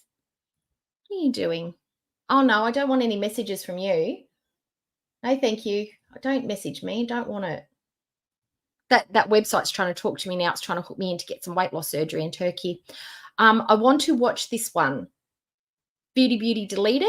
I think that's the one. Yes, this is the one I want to watch. It is from the Queen of with the F, because we love her. Please put the link in the chat. Go like and subscribe to her channel if you haven't already. She does really good, concise, broken down videos, gets rid of all the muck and just keeps all the important, interesting bits. And with some funny little memes in between. Okay, so this one is, this is the not high one. This is not the Fighting with Solo one. This is the she's high AF and just saying she's jet lagged. I want to see her. I want to look at it, memorize it. So when I see her high on stream in the next coming weeks, days, months, we can easily recognize it because she's very subtle and she hides it really, really well. She manages to covertly be high, and you have to really look at the nuances. You can't tell that she's high. She's very. When you get back home, do you plan on keeping edibles out of your life? Yes. Yeah. I don't want to go back to a self-destructive behavior at all and undo all of the progress that I've suffered through. Jam, your pass was this morning. Faith, I'm not changing for a man. I'm fully not even changing. Listen to what Mandy just said. I just don't like people who just make assumptions on people's lives. Like, it's just like, that people can't change. I don't like this attitude. I just can't stand it. No, I'm not taking a wheelchair, actually. I am giving up wheelchair. I'll never fit into the culture. Yes, I will. I have. And I've got it. I know who did it. It was Piggy. Let's watch that one. Let's watch that one as well. It's shorter. I'll pull it up. Can I pull it up from here? Hang on. This one. No, not that one. This one. I'll pull it up. Thank you for reminding me. I thought I'd set that one up. I knew there was a fourth thing that I had to pull up. Let me get that one. I think it's been 24 hours. There we go. This guy. Let's watch this one first. Has it been 24 hours though? I want to make sure. Oh, it's only 19 hours. Ugh. Can we please make sure? Oh, thanks, Mandy. Thank you for the super chat. Oh, and I'll take that hug. Oh, thanks. Manifestations for Mandy. Oh, Mandy, may your Christmas prep be flawless and easy and you not forget a single ingredient and that your kids behave. May Santy do all the presents. They're all pre-wrapped. Just save yourself some time and buy some bags and some stuffing and get a stapler. Don't wrap anything. Just put it in bags. It's better. It's great for getting rid of all the rubbish at the end of the day as well. And may whatever you're cooking, a ham, a Swiss roll, a turkey roll, hot chook, whatever it is, may it turn out be supple, juicy, and perfectly crisp. Manifestations for Mandy. Okay. Please. Oh, God, yikesies. Okay. We're going to do this one first. Now, normally I wait 24 hours, but this one is essential viewing, okay? Please go and hit the like button on Piggy's. Go watch it separately. Give her the like, give her the view. She took the time. I don't see her cameo, so I would never have seen this without Piggy. So Piggy's important. She's playing an important, integral part of the community, letting us all see this garbage. Okay, let's watch Chantel's High AF cameo.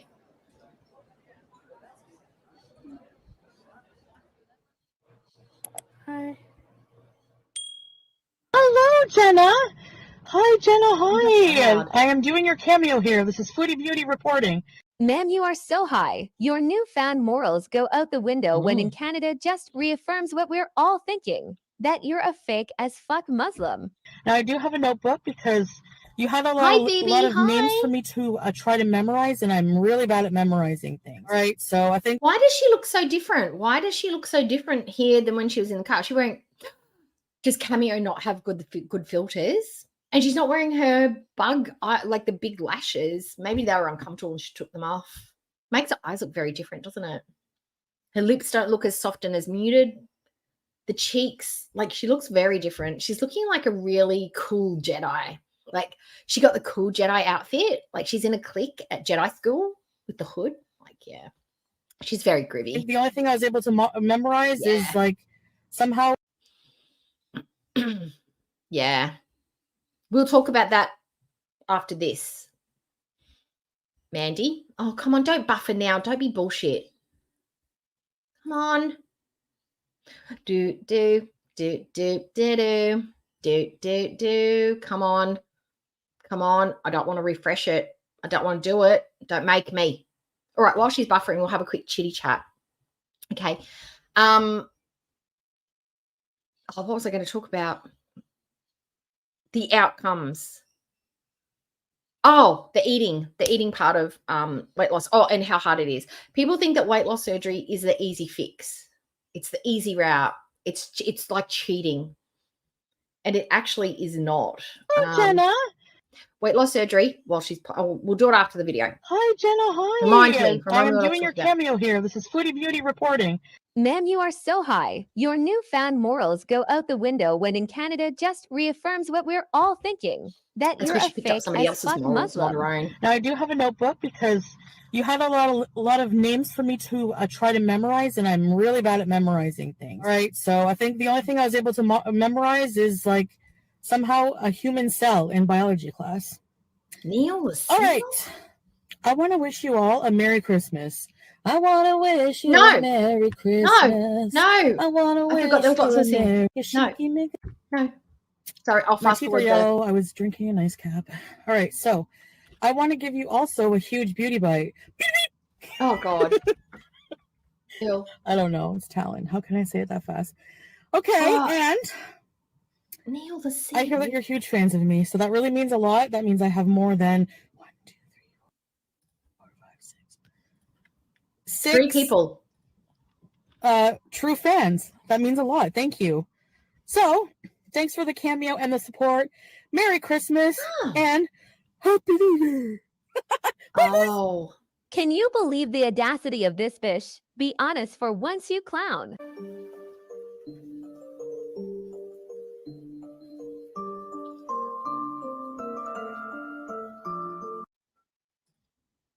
Oh, okay. So that was her basically just mulled out. That's what we call it here, mulled out. Yeah. High AF. So let's watch an extended version of Foodie being completely bonkers. Oh, after the video, God, the caffeine's kicked in, and it's getting very warm in my little room here. Ooh. Okay. Neil the Seal, we'll watch him at the very end. I've never heard of Neil the Seal, but you know what? To be honest, not surprised. It's like legit the most Australian thing to have a rogue animal menacing people in public, and people just be like, oh, that's just Neil. Don't worry about Neil. Neil's just got the cranks today. I'll explain later at the end. I've got the video, the quick one from the news. How hard weight loss surgery is. Now, it is not a quick fix. It is ongoing forever. It is a forever thing. So when you have made the decision to do it, it's not just when you feel better from surgery. It is 6 weeks of very strict type of eating. And then you've got to basically reintroduce yourself to actual regular type foods and just hope you don't have a bad reaction or response. Things that you loved before, you don't like the flavor of anymore, or you may like the flavor of something new. It's literally reset your hormones, reset your body, reset your stomach, reset your palate. But your brain has still, if you haven't done the work, or you don't have the resilience, or you haven't got any new strategies or figured out or thought about how you're going to get around a craving, an inge, if you are a former inger or overeater, you have an emotional response to something and you can no longer use food to soothe yourself. What am I going to do? You have to you have to basically change your entire life as far as food and exercise and how you can control your emotions. And not being able to soothe yourself with food, if that is your only coping mechanism, is like having an entirely itchy body and having your hands tied behind your back. There's nothing you can do. And if you try, you can damage and really harm yourself by overeating. You can blow out your stomach. You can do all sorts of dumping syndrome, chronic vomiting. And that's why people get around with slider meals. Anybody who's had weight loss surgery knows what a slider meal is. Slider meals are concoctions that people come up with that are friendly to your tummy. but are highly calorific, and they are foods that will set your brain on fire. For example, not to trigger anyone, melted chocolates, marshmallows, melted cheese, pureed pizzas, anything that is soft and highly fatty, highly sugary, but gentle on the tummy as far as like how much you can eat, how fast it'll go through the system so you can just eat again. They're small, highly dense, but they set your brain on fire. And a lot of people, because you're still eating all those calories, people eat those, just keep eating all day because their ED is not taken care of, and that's why they put on the weight despite having a small stomach and having not being able to eat certain types of food. They just cook themselves up slider meals and eat their way through the weight loss surgery. That's an effect. That's what people can do. So it is very, very simply important that you take care of your mental health as part of weight loss surgery. It's just facts. Okay. Yes. And I did have it about the, I think, 6-week mark. I was like, I don't think I've done the right thing. I actually had a moment of doubt, like, I don't know if I can do this. It had been 2 weeks of pureed food. It had been 2 weeks of soft food. And all I wanted was a bite of meat. I just wanted to eat some chicken breast with a bit of sauce or something. And I was just, I can't have it. I just could not physically have it. I was still on soft foods. And then once you get beyond that and you get back to normal food, it gets a lot easier. But do I still get moments where I want to binge out? Yup. Can I do it? Nope. Do I want to? Nope. I feel so sick and so gross. I have an inbuilt mechanism now that there's no for me and to me. Also, I have mentally shifted myself to be like, no, don't do that. Put it away, put it back. Can't have seconds.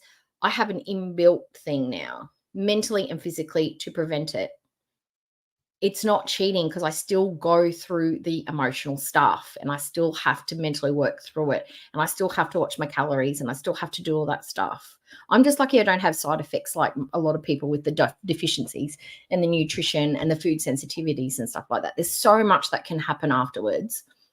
I'm just one of the very few lucky ones that don't have all that stress and ongoing stuff. But I think, I don't know, unless you're going through that person's experience, I don't think you can really say, like, is it really worth it? Because some of the effects are not worth the weight loss. Like, it's almost you're in the same position as when you were heavy. You've got just another chronic thing that's bad for you. Okay, so let's get rid of I'm waffling. I know I'm waffling. I guess it's because it feels still really new and I'm passionate about it. And I do get upset when people say it's an easy way, because it's not easy at all. Especially the first year, it's not easy. Okay, let's watch Foodie be high. Let's do something fun. Let's watch her be a butthole. Okay, here we go. Yay. Big changes are tough, for sure. For sure. I need to cut out the weed, not for a man, but just, that's my past. That's my past. Guys. I know I changed my mind about a lot of stuff, but. Okay, bye, Suburban. I'm from the Green Valley. In the green forest, the green You're talking about forest. The cravings. All right, well, you know what? I'm going to fix that issue with my tissue. That's literally fighting it, though. I look like a freaking chia pet. She looks 80. What to do. And no offense to 80-year-olds, because there are many 80-year-olds out there with much better taste than Foodie Beauty, but she looks hella old. She looks like an old Nana Babushka. It's a personal peeve of mine. And I know if people like doing it, it's theirs, but it's just something that I don't understand. Matching your eyeshadow to your outfit, unless you're doing a very cool, modern looking monochromatic look where it's like pink from head to toe. And I think it really works on certain skin tones, but on some people, that green on her eyes just ages her out. Because it's all matchy. It looks very Queen Mom. She looks like the Queen Mom if she was a prostitute. She looks like she's about to take the corgis out for a walk through Buckingham Palace backwards. She's got some galoshes on. She's got the walking. She's got the trekking stick. if the queen was a Kardashian, that's what she would have looked like. Impressions or something funny. I'm in the mood to make you guys laugh. Sorry, no, this is hideous. It is. This is like for like 90-year-olds. I'm just glad she didn't put turquoise on instead of the green. Certain age. Mm-hmm. Methinks. Well, I know. Like, what am I even wearing? Oh, she looks drunk. Whoa. Ow. Hi, Callie Cat. Hi. Woo, woo. I don't know. I feel like I'm definitely hiding chins right now. I'm 3:51. So I'm gonna be going to bed soon. So she just said she's 351 in this video. So that means she's only 14 pounds. 14 pounds, 7 kilos heavier from when she was in Kuwait. 7 kilos, 14 pounds. There's 14 pounds of difference. Okay, sure, Jen. We totally believe you, your weight. Yeah. Very nervous tonight for some reason. Yeah, she's a slim Jim here. I'm showered, babe. I don't know. I can't count right now. Pupil check. Okay. What's wrong with my? If she was to do the green, I would do it like an actual like deep, not an olivey green, but like a like a dark khaki, like a sagey color. And I wouldn't blend it like this because this just looks mucky and dirty, like she slept in it. I would do her eyelid. Can I get my cursor to do it? I would do the eyelid. I would like print it on, like get the little brush and stamp it and make it really, really, really, really obvious that it's like the green, like just the lids, and then buff it out with a slightly lighter green. And then we would do maybe a hazel or a dark brown eyeliner on the top and just smoke the bottom with a soft brown. It would make her eyes pop. It'd look more modern. It would look clean and it would look a little fresh. And I would keep the same nude lipstick because a dramatic eye, nude lip, but I wouldn't do the green on her eyes like this. Nah, it doesn't look good. It looks blah. My pupils. Yeah, cap, straight cap. What the hell? Did you have to Photoshop that or is that really me? No, my highest weight was 402 and now I'm like 351 because you know why? I like to eat a lot. Oh, Chantal's sweaty. And the chewing. Foodie could never. You have to chew your food. You have to chew. They sit down, you have to like take a bite, put your knife and fork down, chew 20 times. Wait. I used to sit down with a timer. 20 minutes. It should take me 20 minutes to finish my meal, even a small, tiny bowl. That's how slow you need to eat it. And you can't drink half an hour before or half an hour after. You have to be very rigid with your schedule. Filling up your tummy, make you vomit. Eat slowly, make you shit or vomit. Drinking water afterwards, make you shit or vomit. You have to be very strict or you just basically feel sick. And I had to live like that for about a year and a half. Now it's a lot more relaxed. I just eat like a normal person, but very, very small portions. Hijab. Welcome to Reasons Really Sit Peace. Don't make fun of my religion, okay? Okay, one thing I didn't miss was having cat hair on all of my clothes because of these cats. Like seriously, that's because of you, not because of the cats. That's because you don't brush them. Anyways, I'm being real. I'm 351 right now. You think that's small? You don't think you can't use your brain? Hello? You can't. Oh, sorry, I won't be rude. You don't think that I would, if I wanted to fake my weight, that I would take something a little smaller than 351? That's not what I wanted. I have my microphone here. Oh, Lord. Do you want to sing sea shanties to BBJ? No, I didn't. Yeah, I'm just jet lagged. Look at the light changes in my room. It's so fantastic. It's so real and raw. Okay, guys, let's pick up. We've got to make notes. I wish I still haven't brought a pen into this room. I'm such an asshole. Let's take note of the habits to look for. They're very subtle, extremely subtle. Some things that I've picked up on what Foodie does when she is high. And it's not the normal awkward giggle because there's nobody else in the room. So it's not the socially awkward giggles. This is a very different kind of giggles. We've got the head throwback. So there's the slurry giggle out of nowhere. We've got the rocking from, she's seaweed. She rocks quite a bit. the puffy eyes, the nonsensical, tangible speech. What are some of the other things that you've picked up on that might be a little cue or a little clue or a little indicator she might be high? I know you've got to look very carefully because they're very subtle. I am. I'm jet lagged. She's at home really in bad, Canada. actually. Oh, here? Oh, Welcome no, back. Kelly, this is old. This is the first time she was home. We're watching this so we can train our eyes and train our senses so that when Foodie comes online high, we can be spotters. We are like the FBI of high Foodie beauty spotters. We are going to know we are profiling her behaviors. Indicators is what we're looking. We're the lie detectors for high Foodie. This is when she was home the first time before she went to Canada. This is January or something. When was this? 10 months ago. So this was January of last year. Okay. So yeah. These are recipes. Yes, this is old, not new. But you guys make me laugh. Kelly, I can understand why you would think it is today because she's home, she's within reach of edibles, she's got no self-control. It could just as easily be today because she's not changed one iota. Oh, super dry and lips crusted. Before I left, I threw it all out. You know when you're really tired and you just she lies. Lying. I made meatballs today.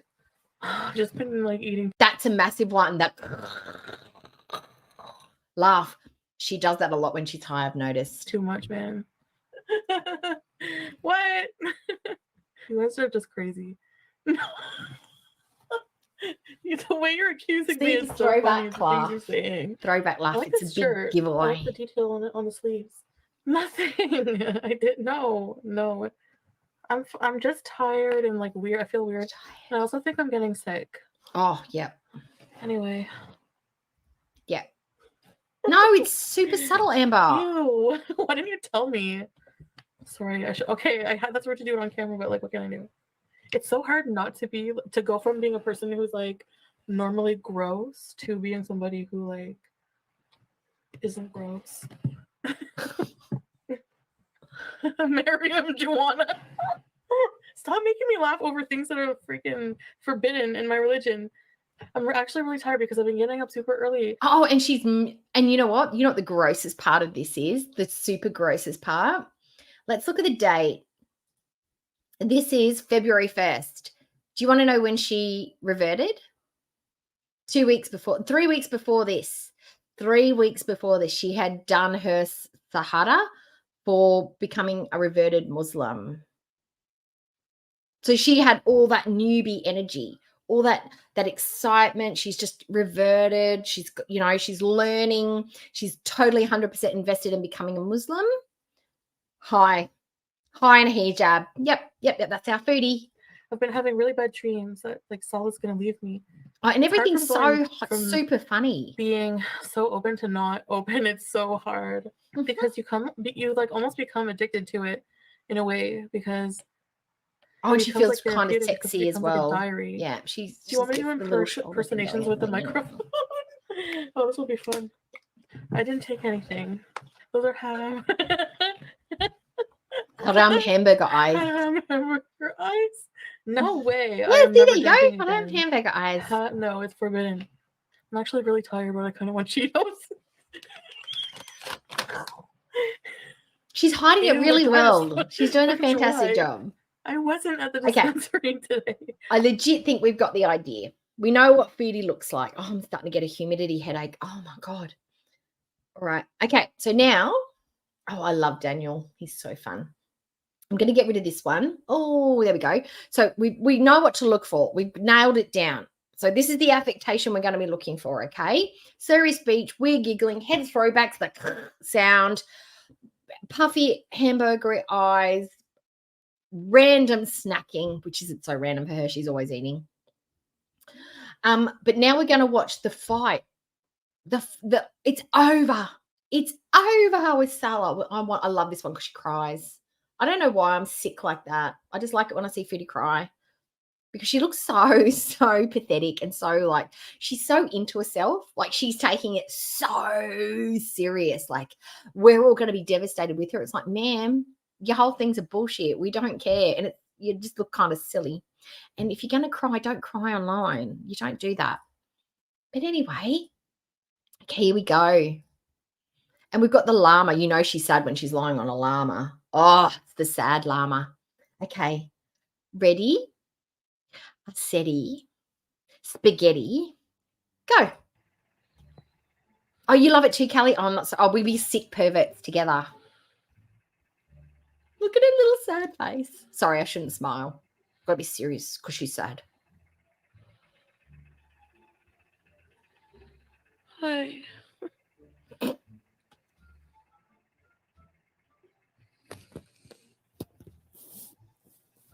plus. I only see your comment. A little quiet voice. The little sad voice. If I'm this sad and this morose, I'm putting on Alanis Morissette. I'm getting myself a packet of chips and some chocolate, and I'm getting under Moderna, and I'm just going to cry myself to sleep on my pillow. I'm not going to fire up alive and be like, "You're sad for me." I'm going to call my bestie and just rage at her over the phone.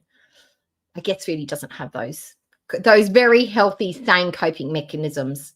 Or if I'm in a real bad way, I'll get myself a bottle of Moscato and just like cry it out, sing it out, do some karaoke, and then cry myself to sleep.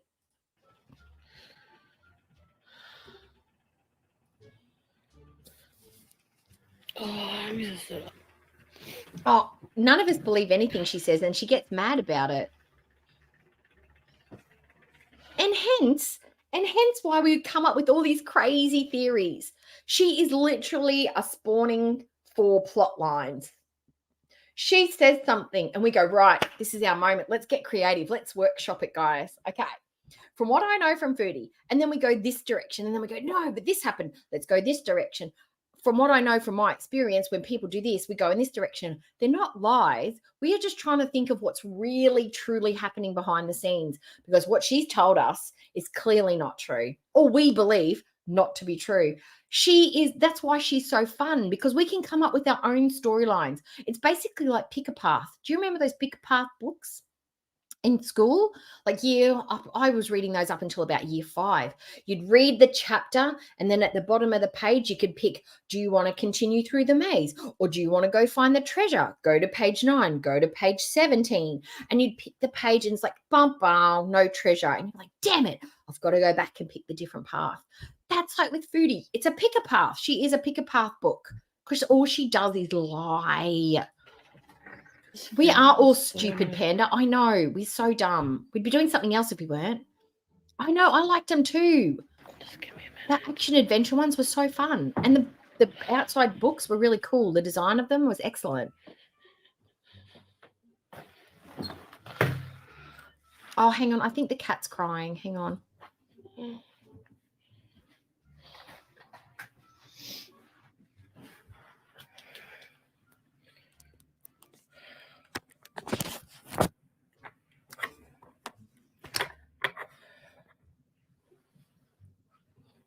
I don't even know what to say.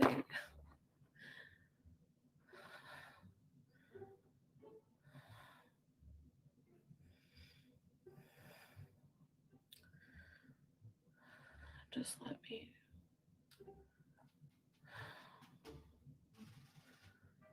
Oh. Oh, I'm not high. Buddy's come to say hi.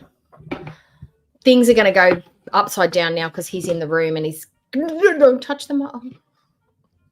He was going to bump the microphone. What are you doing, Bubby? What are you doing, Hans? I hate my life right now. Oh. He's right in front of the microphone. You can sit there, Papa. Oh, do you want to be held? Is that what you want? Do you want to be picked up? What do you want to do? I think he just wants head scratches.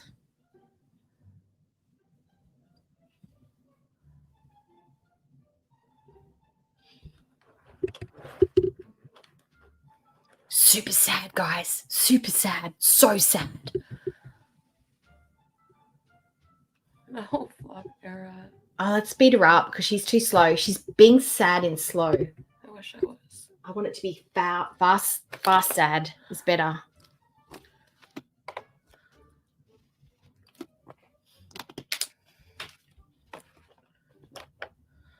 Yes. We could make it like one of those mystery nights. We need to have a plot board, suspects pinned on the wall, mug shots. You're wasting my fucking time. Hi, buddy. Say hi. I'll see if I can show you the cat. There he is. See, he's rubbing on the monitors. Just loves to rub himself on everything. Puts his stank on it. It's done.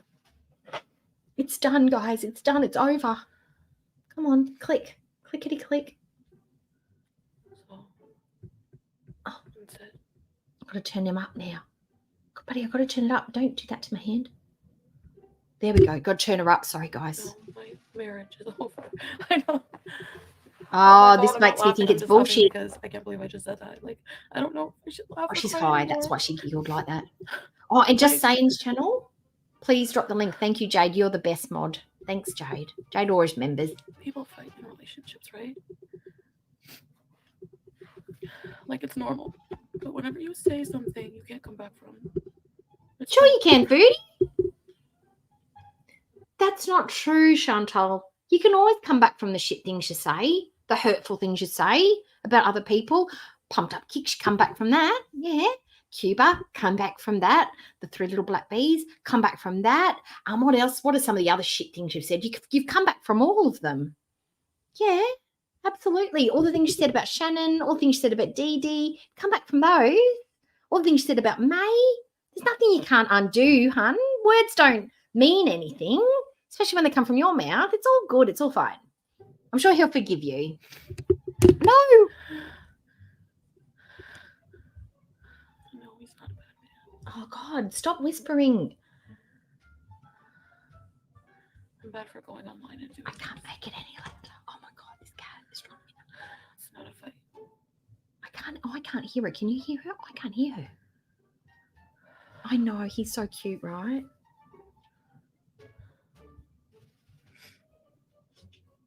You know, there's like something. I don't know if you're like this, but I'm like this. Like, What do you like? you know when Food? you're angry and you say things that you don't necessarily mean. No. There's some things you can like understand somebody's. Kind of stopped doing that when I was in my mid-20s, early 20s.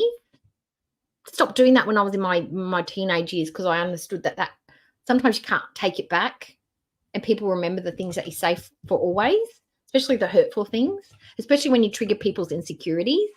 Yeah, you're in your late 30s and you still haven't stopped doing that. Yep. Most of us aren't like that unless we're toxic treasures. Yep. But when you're mad, Oh, no, damn it, Jenna. He's and so you tell cute, people right? you don't And love he's them anymore, totally just you messing with my setup here. But You just can't. the things that we do because we love our babies, right? Like, you can't. That's your spot, honey. I kept it clear for you. But don't bump the microphone. Don't bump it. I think I was already in like a very fragile state of mind. And then, Oh, you know what she looks like here? If I go back, I can't. If you look at her hard enough, she looks like the crying emoji. You know that one that's like, wee? That's what she looks like here. Look at her brows. Look at her face. Hearing those, just seeing those words is like so painful. She's trying to make herself cry. It's so fake. So fake. I don't know how else to go. I think this is manipulation. I think she was manipulating Sally here. I don't want you to think he's a bad person because he's not. I said some horrible things to him. And this was after the Red Room pictures surfaced. But she's all cool and okay with it all now, and she's not insecure about it at all. I'm waiting for the next like insecurity rage because you know she's jealous as all fuck. She feels old, she feels fat, health is failing. Her sexy hot husband's all alone in a big apartment all by himself. Cat doesn't count. Cat's not going to do shit if a girl comes over. Hey, she needs to keep tabs on him. She's busy. I reckon she's not coming on so much because she's constantly on the phone to Salah, just trying to make sure he's not up to mischief without her there. Like she's not giving her enough breathing room to pork anybody. She's got him under camera surveillance. I'm surprised she probably hasn't put, Wi-Fi surveillance in the apartment 24/7 so she can watch every move that he makes 24/7. Hi, Gemini. I'm not really hurt. She's really hurt. No, he doesn't love me anymore. Oh, that would insinuate that he loved you to start with. Oh, Buddy wants to smell my drink. He likes to smell everything I'm doing. I don't know how to deal with the emotion. I usually just go. Sure you do. Just eat something. Eat some comfort food. Get yourself a cold can of beer or day or whatever it's called. Oh, the sobbing is so fun. Oh, and the sympathetic nose blows. Buddy is just backing it up into my monitor here. To see what's going on here is just gross. Problem. If he doesn't love me after one fight, he never did. So I fucking hate myself. So now it's Salah's job to convince her that he does in fact love her, to suck up her ass and apologize. Joe Hickey, hi. Wait, I'm just going to hold off on. I know we're all enjoying a sobbing, sad, fake crying Foodie, but Joe Hickey, how are you doing? How are you feeling? Are you doing okay? Have you come home from the hospital? Are you still in the hospital? Is everything going well? How was your breakfast? Did you have breakfast already? I figured you might be watching, or if you haven't woken up yet. Yes. Everyone, hearts in the chat for Joe Hickey. We want her to feel better soon. We're just watching Foodie cry because it's fun, or pretend cry. This isn't real. This is from the first time she had a mad fight with Salah when she came back home. You can't call a man a coward and a pig and expect him to be like, well, I love you. I miss you and I love you. Weird cactus toy. Oh, gosh. He just sneezed and snotted all over me. Gross. Purple hearts. Yay. Hi, Kels. How do you stop a panic attack?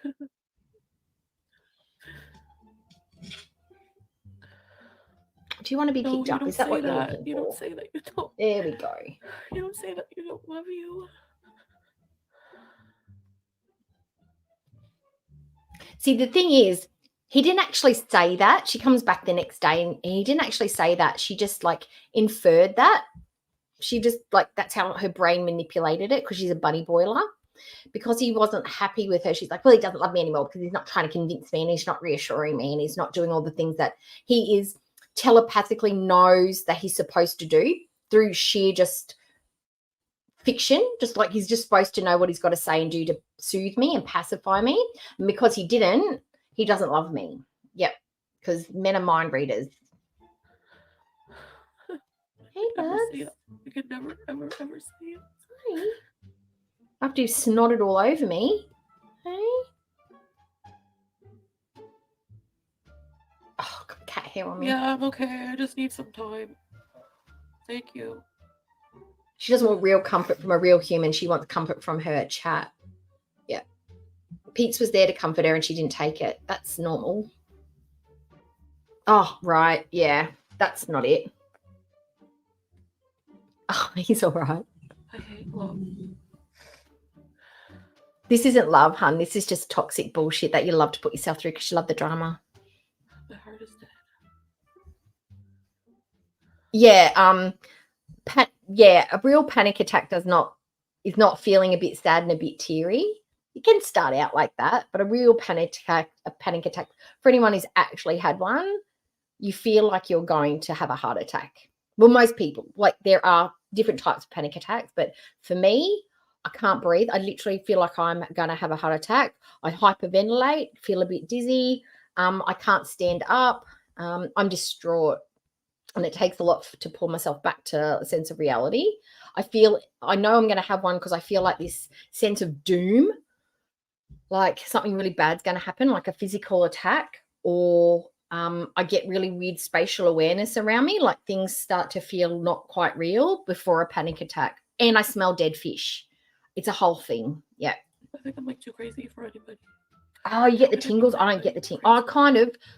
I get the tingles before I pass out if I pass out, but that's probably lack of oxygen. But yeah, I smell dead fish and faint sometimes from it, but I haven't done that in a long time. I hurt his feeling. Like I said some mean things about him. I was like, and in response to that, he said, he's found his spot. He's found a spot, guys. He's found his spot. So I don't know what else to say.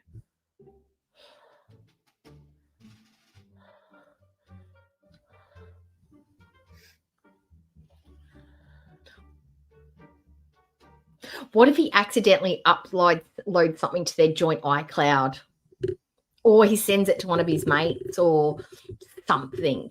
Oh, but you know what? She's probably just jealous of the games that has the corn playing in the background. Like she'd be like, do you think she's prettier than me? Is she skinnier than me? Is that what you would wish she would want to do? Do you want to go and do it up against a car on the outside? Is that the kind of thing that you like? Huh? I can imagine she'd be thinking all these things. That he sits there and thinks about the ladies during his, I don't know, Grand Theft Auto games. I don't feel good.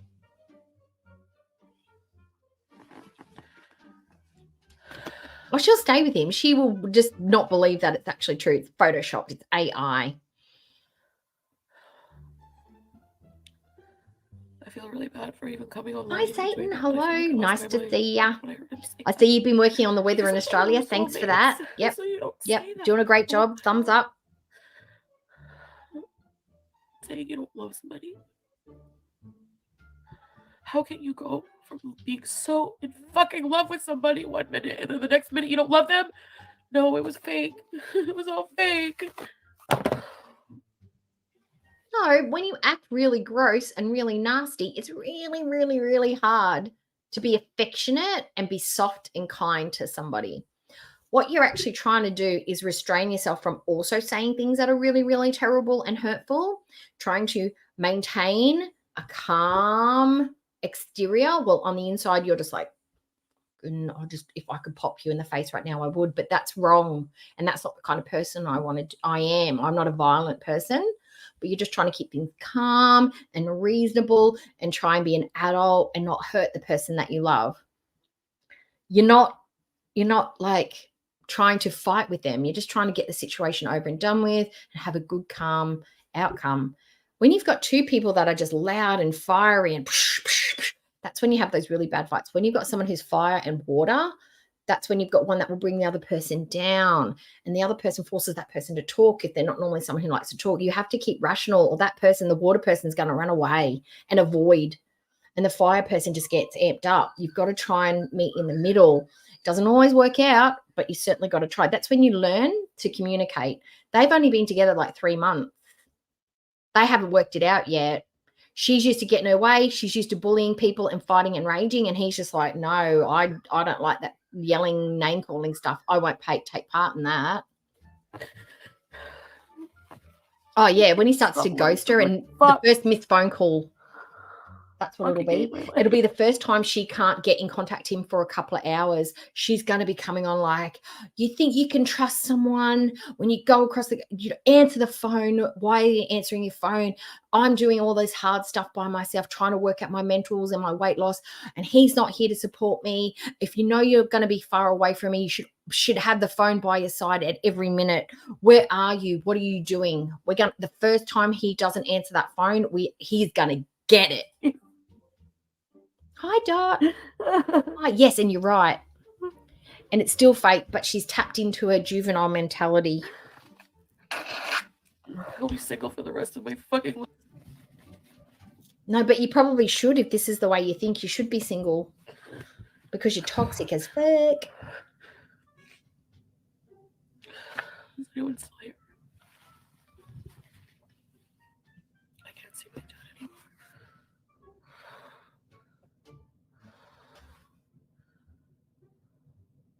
This is embarrassing. My husband would be so mad at me if I did this. If I came on here after we had a disagreement or like we weren't getting along or like that was Buddy. He knocked over the microphone. Sorry, guys. Oh, don't put your tail there. He would be, and if he found out, he's not on the YouTubes like I am. Salah is, though. He watches all this stuff. He embarrassed, fuming, upset. How dare you? Privacy. My side of the story, they didn't get it. Unfair. Like, she's stupid. I wonder how many super chats she got for this. I reckon she was just trying to leak, like, get views and get some super chats. Hi, Ennis. Yes. And she's got to be holding a Capri Sun. If you're not holding a Capri Sun, it's not real tears. I'm just gonna pray. Oh, yeah, that's true. Oh, shocking. It's scary. You get scared and that's part of the anxiety. Like, you get anxious that you're going to have a panic attack. It just feeds itself. It's like a self-fulfilling prophecy almost. Oh, this isn't from today. Yeah. I love how everybody thinks this is actual live, because Foodie is just so consistently the same. This is old. This is old. This isn't from today. They have not broken up. They've not had a fight. This is the first time she came back to Canada. I am previewing this because I feel like we're going to have, I want to see what she did last time she came back to Canada. So when we see it, because we're inevitably going to see the same behaviors, want to see how the same it is and what she does differently. But she's pretty much the same. But this is old. This is from January last year. This is almost 12 months old. But I love the fact that we can just be like, totally see her doing this now, because there's no change to her personality, her mentality, nothing. She's exactly the same.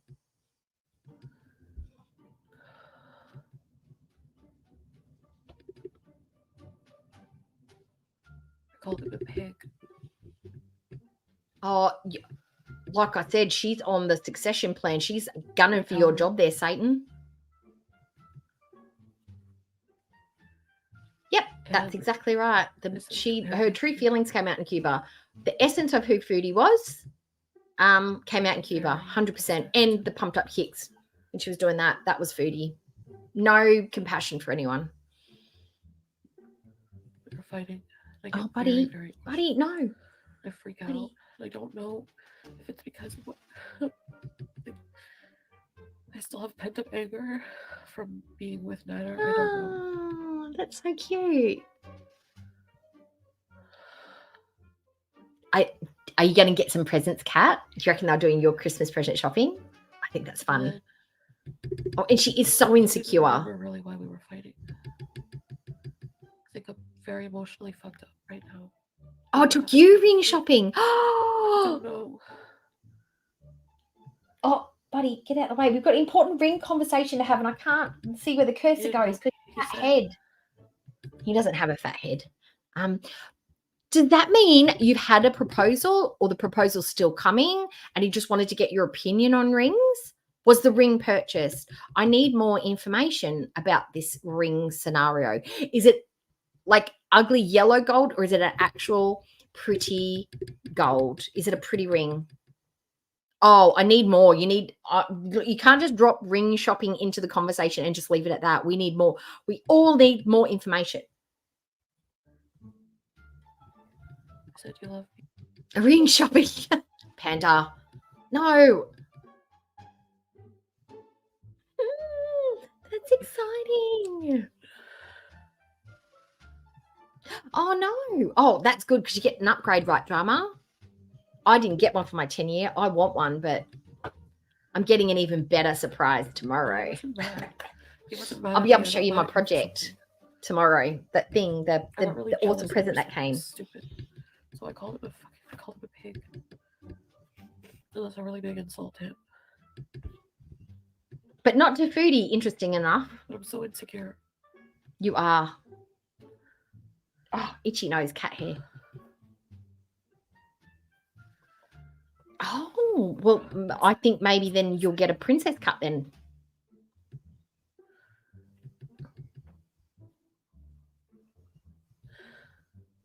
I just get jealous. I get insecure about things, like dumb things. Not dumb things, So accurate really things. Oh, you're fat, bad health. These are things to be insecure about when your husband's far away. I mean, oh, maybe that's why. I'm just not feeling well, I guess, overall, too.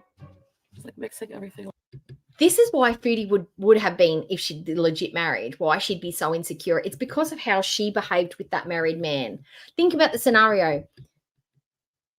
Freshly married, marriage of convenience, new husband, don't really know each other, only been together a couple of months. Long distance, thousands and thousands of miles away from each other. She doesn't know him that well.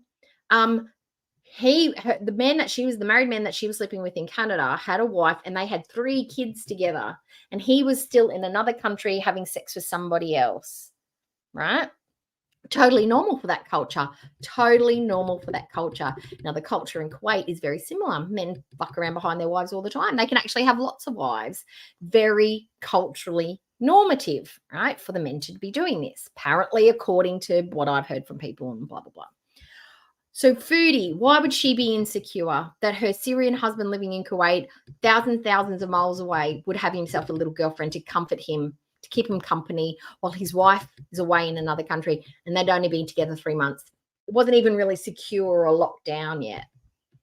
Of course she'd be feeling insecure, because there are women out there in the world like Foodie who do not give a shit if a man is married or not. She is her own worst nightmare. Altogether. And desperate guys will put it anywhere. And I can't believe I'm talking about this online. Well, don't then. Get I offline. would never talk about our stuff like this online.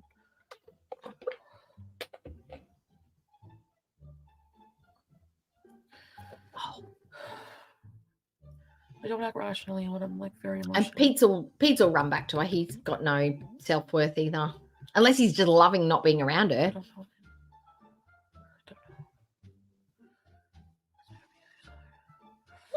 So cute. Oh, I want to hear all about the proposal. I love proposal stories. I'm not romantic a lot, but there are a couple of things that I just love hearing about. And proposals is one of them. Anyway, I think I'm just going to go for now.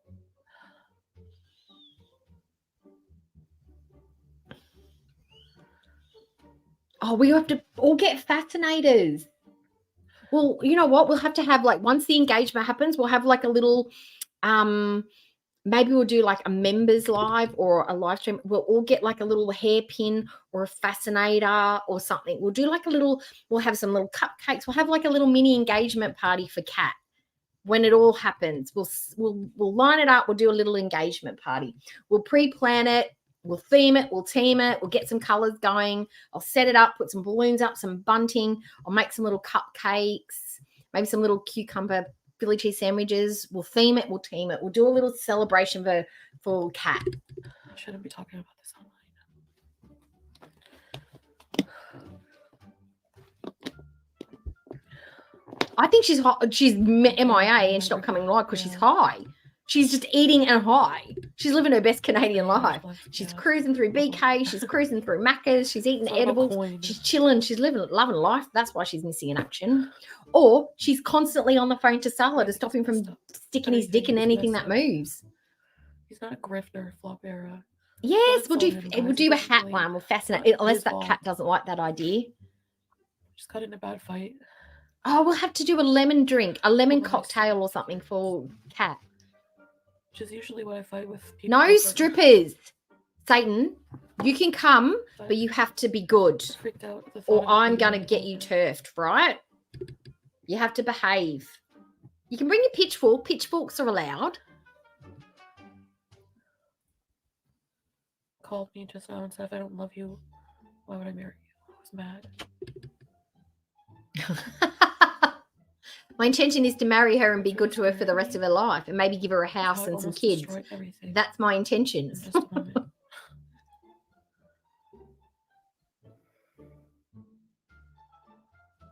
Yeah, we'll do something for you. You just got to let us know. But I mean, you are Satan. You can do what you want. I mean, I can't be the boss of you, but I would ask that you would assimilate to humans just for the day, just for Kat.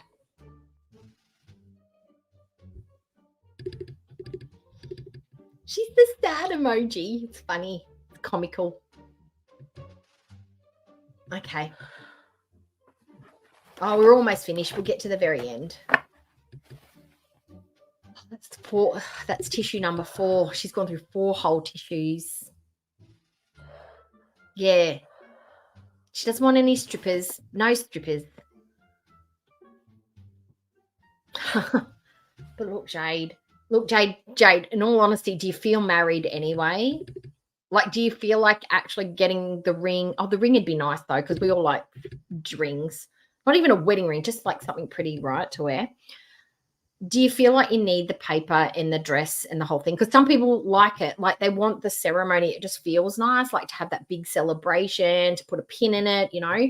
But at the end of the day, once you've had the wedding and you've had the paperwork and all that fold, legit everything is the same. It's the feeling of attachment that is what you get from being married, not from having the piece of paper. All right. Oh, yeah. I mean, I'll see you guys later. it's because you get to have both, best of both. You know what it's like to be committed. And then you also get to be that single freewheeling lady that can do what she wants when she wants. You know what? If you have, oh, stop that screen. Oh, pause. Stop all of it. Oh, goodness. Okay, yes. And go like the video from Just Saying. She's got some good stuff. If you want to reminisce about her last visit, go watch it there. If you want to watch new uploads, she's got lots of cringe stuff. Foodie Beauty being herself for like minutes. She did another one where Foodie Beauty for being cringe for, I think, 151 minutes. Was one she dropped yesterday, I think, or a couple of days ago. Go watch the links. Go watch the compilations.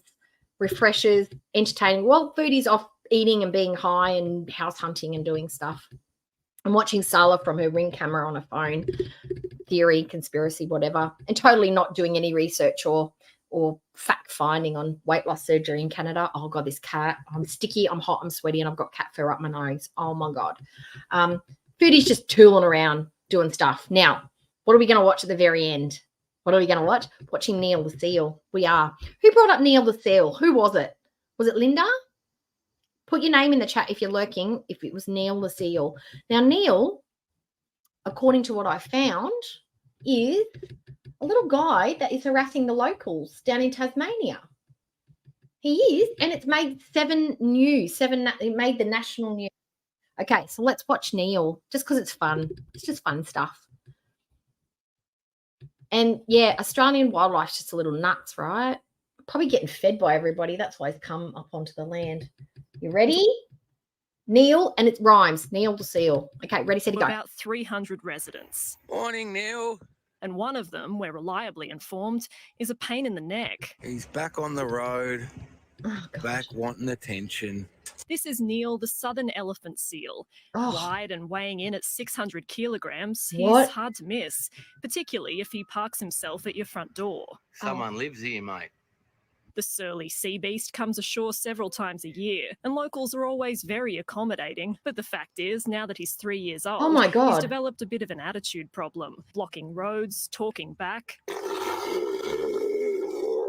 and picking fights. He broke all my signs. In Neil's don't buffer now. Come defense, on. the signs started it. Get out of here now. Sometimes, when Neil gets riled up, the authorities have to intervene. Police versus Neil the Seal. But his antics have amassed him a devoted fan base. 18,000 people follow him on Instagram, and this week he's taken TikTok by storm. This is my son now, Neil, the 3-year-old elephant seal. I think we've all adopted him. We just know he's a scallywag, a silly little guy, and he enjoys breaking and entering. You can't have him, he's ours. Love thy neighbour, as the saying goes. Jeez. Even when thy neighbour is an absolute menace. Jacinta Lee, 7 News. Wow. Yeah, crazy. That's Australian wildlife for you guys. Australian wildlife. That's Neil the Seal, terrorising neighbourhoods near you in Tasmania. He's massive. I did work experience at an aquarium when I was, how old was I? I would have been 17. And they had a seal there named Basil. And he lived in a really unique environment. It was a small aquarium. He was, I can't remember if he was a rescue or if he was like purchased. But he had a natural sea pool that he lived in. The tide would come in and fill up a swimming pool, and then it would be dragged out. And he had like a little environment that he lived in, and during the nighttime, and then he would come out and he would do tricks and shows and stuff. It wasn't like SeaWorld or anything, but I mean, it was big enough for him. He didn't have any other seals to play with or anything, but he was humongous. But he was I think he was a New Zealand seal. He was an Australian fur seal, I believe. I remember. He was one of the big black ones. And he was about, I can't even remember. I think it was 150 kilos. He was big, but he would give you kisses and he smelled like fish and he'd give you high fives, and he had a little routine that he did and stuff. My job was, when the tide came out, this was a work experience, and I was doing work experience. They were just using us as free labor, basically. We would have to get a hard bristle brush, and we would have to go along with straight up chlorine and clean the algae that was building up around the outside of this massive swimming pool. Me and another girl, we had to do that. Now, I did not realize at this time, but I was actually pregnant using these harsh chemicals. I was probably about 3 months pregnant, and I didn't even know I was pregnant, because I didn't know I was pregnant until about 5 months of age, about 2 months after this. And I'd been using this straight up chlorine to scrub down this seal tank, doing really hard labor and stuff like that, like fully pregnant. But yeah, that's my interactions that I've had with seals. Is I got to hang out with Basil. It was really cool. He did the little kiss on the cheek thing. They told us about how bad a seal bite is, because they've got lots of bacteria in their mouth. Like if you get bit by a seal, it's bad. They take out chunks, very deep puncture wounds. You have to go have tetanus. You have to go get them cleaned out, sealed up. And he's bitten people just because he gets cranky. They get cranky. He's bitten some of the trainers and stuff, you know. Why, I don't know. But yeah, seals are not all fun and games. That's why people are probably giving them a very wide berth. But anyway, we finished up with Neil the seal. Buddy's here having a bath, which means he's probably going to chill out and have like a 17-hour nap for the rest of the day. I'm going to go and do some washing up, put some dishes away, and get myself ready for work. I had so much fun hanging out with you guys today. Please put the comments in the chat for this one. Replay gang, that's open for you too. If you've got questions about weight loss surgery, experiences, ideas, thoughts, feelings, conspiracy theories about Foodie's intentions in Canada, what it's all about, why she left Kuwait. Also, congratulations to Kat for her pre-engagement. I'm so excited to be planning an engagement party shower thing for Kat. Congratulations for Kat as well. Ring, ring, bling, bling. And Kat, I swear to God, as soon as you start wearing that engagement ring, girl, I want nothing but, I don't want to see your hand lowered below your shoulder.